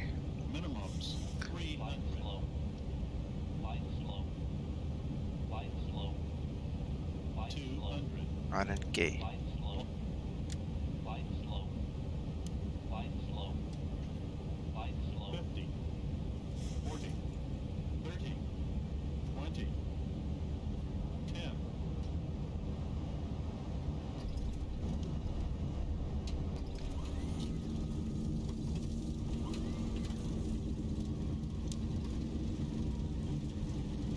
I just can't get away from 266 vertical speed. It's just like it's haunting me. 80 knots. Good shot, Captain.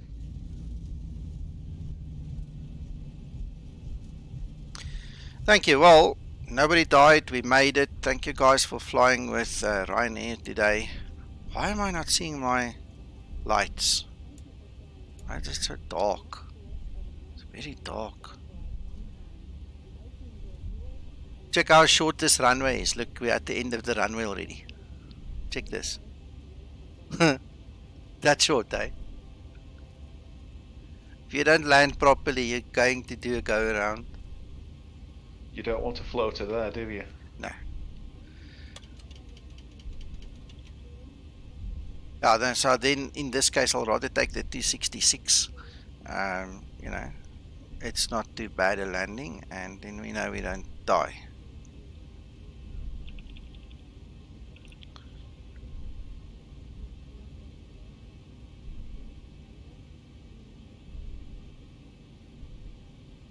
Am I right in thinking that the auto brake disengages when you use the foot brakes? Yes, yeah. So what happens is I engage the reversers, I push the throttles forward to get maximum reverse thrust. Then when it says 80 knots, I cancel the reversers and I put my foot on the toe brakes. That immediately takes the auto brake off and it goes to amber to show me it's disengaged. Thank you. Pleasure. We'll keep that on.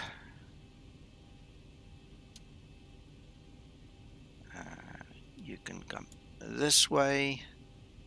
I'm going to leave the wing lights on if you want to do a replay, so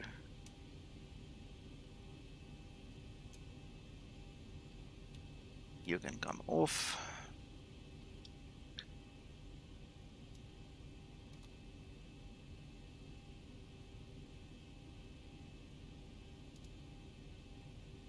You are off, and you can come off.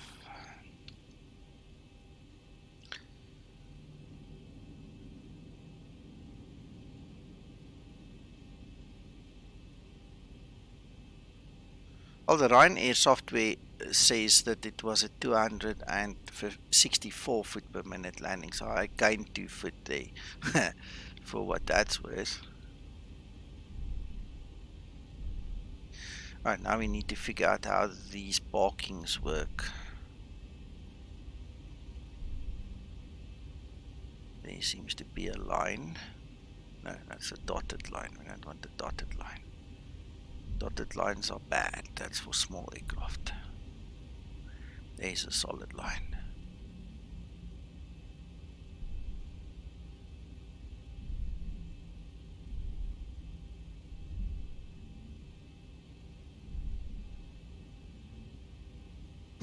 Paul? Hello. That was a good save, eh? Reverses, well, throttles turned around and, you know, all those things, but I saved it. Good catch, mate. Yeah, good catch.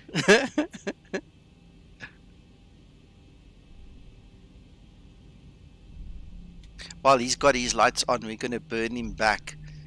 Look at that guy. Disrespectful. We're going to burn his eyes. You could leave the radar on and irradiate him a bit. Yeah. No, I've actually switched that off already. Right, parking brake on. GPU set the jocks. APU on. Let us wait until the engines show it's off. File the PyRep. Done. Right, check all the lights. Get these guys back on. And you back in your position. And then what we're going to do is this.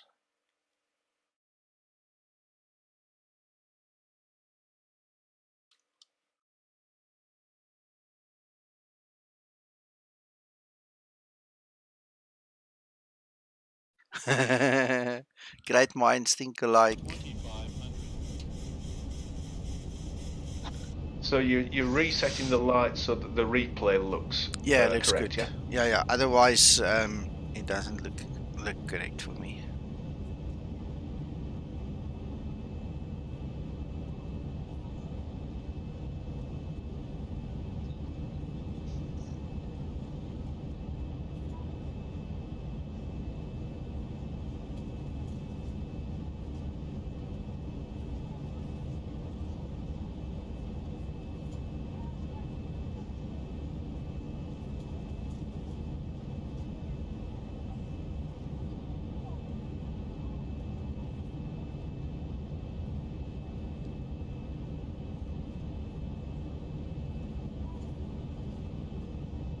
Wow, that looks stunning. Wow.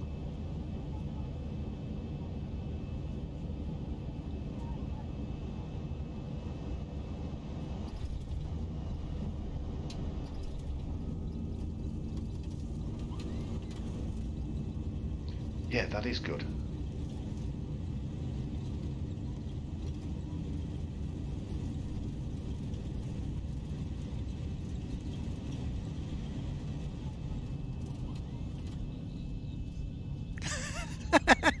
John.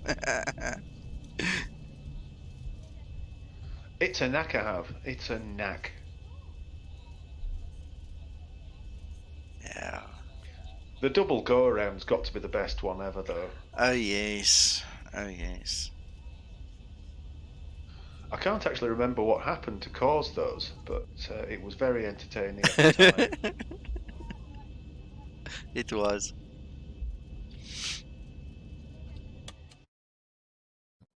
But you did it, and you kept it together, and you got everybody down, so that was grand. Yeah, everybody survived. Is that a reference to me, John Reynolds?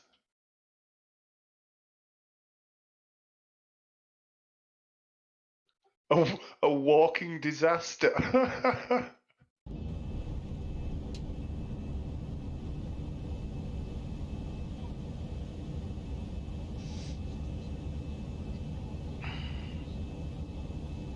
I don't usually look at this view in a replay. I just thought maybe this will be cool.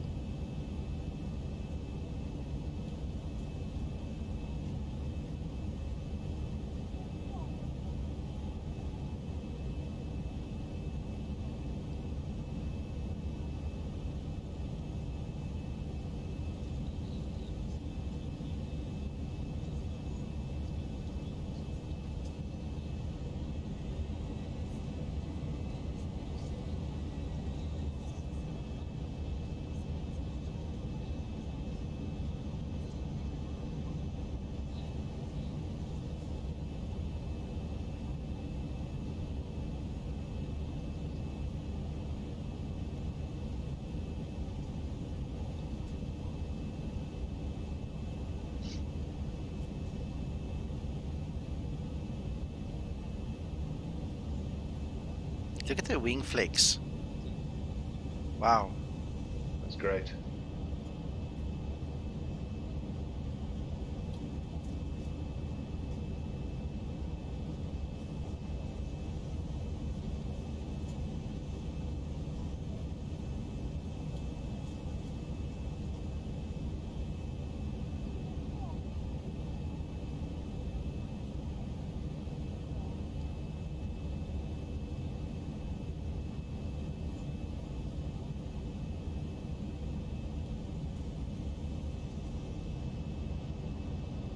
Barnstormer for sure, he needs glasses.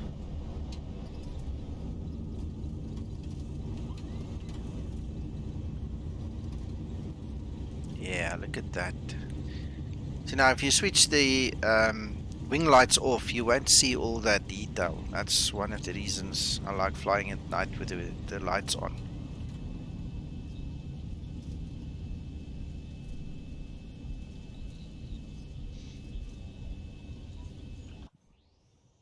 Alright, let's do this last one.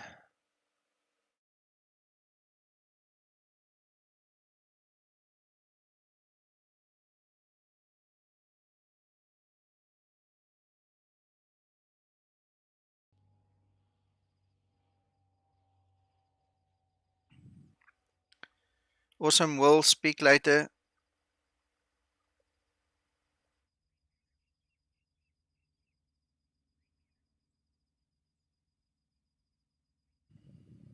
Look at that. Just look at the whole picture. I mean, wow. Really.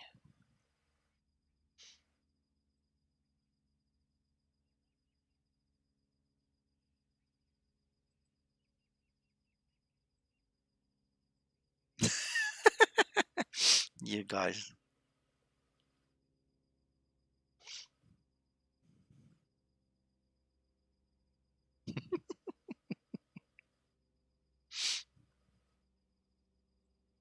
Look at that bloom effect. I mean, wow. That's so nice.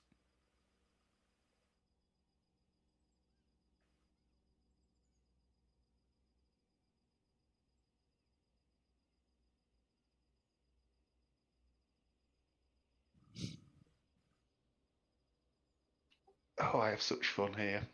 I see.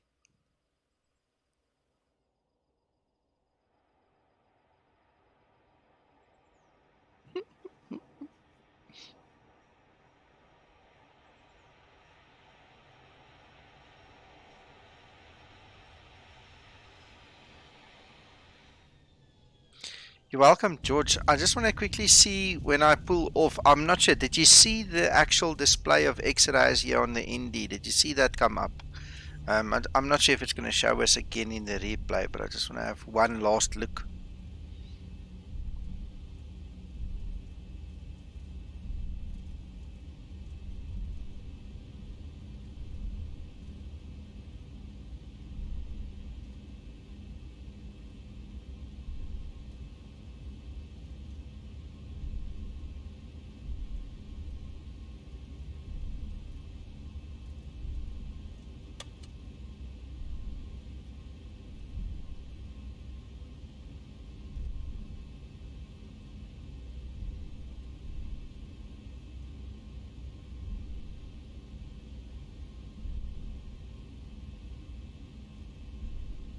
Anyway, George, have a good evening. We'll talk soon again. Thanks for watching the stream with us.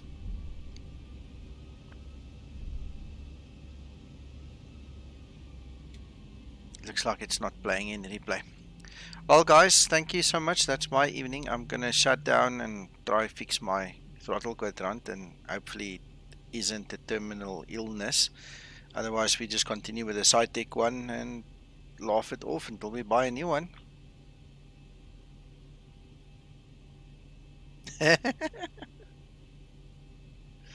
George, you guys are funny. Thank you so much for making the stream fun, guys.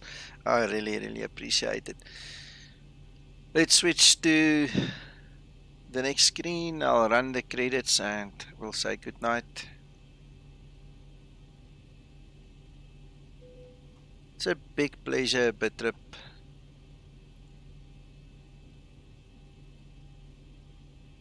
Bye bye everybody, and thank you again. You make it with my while, eh? Thanks so much. Bye bye.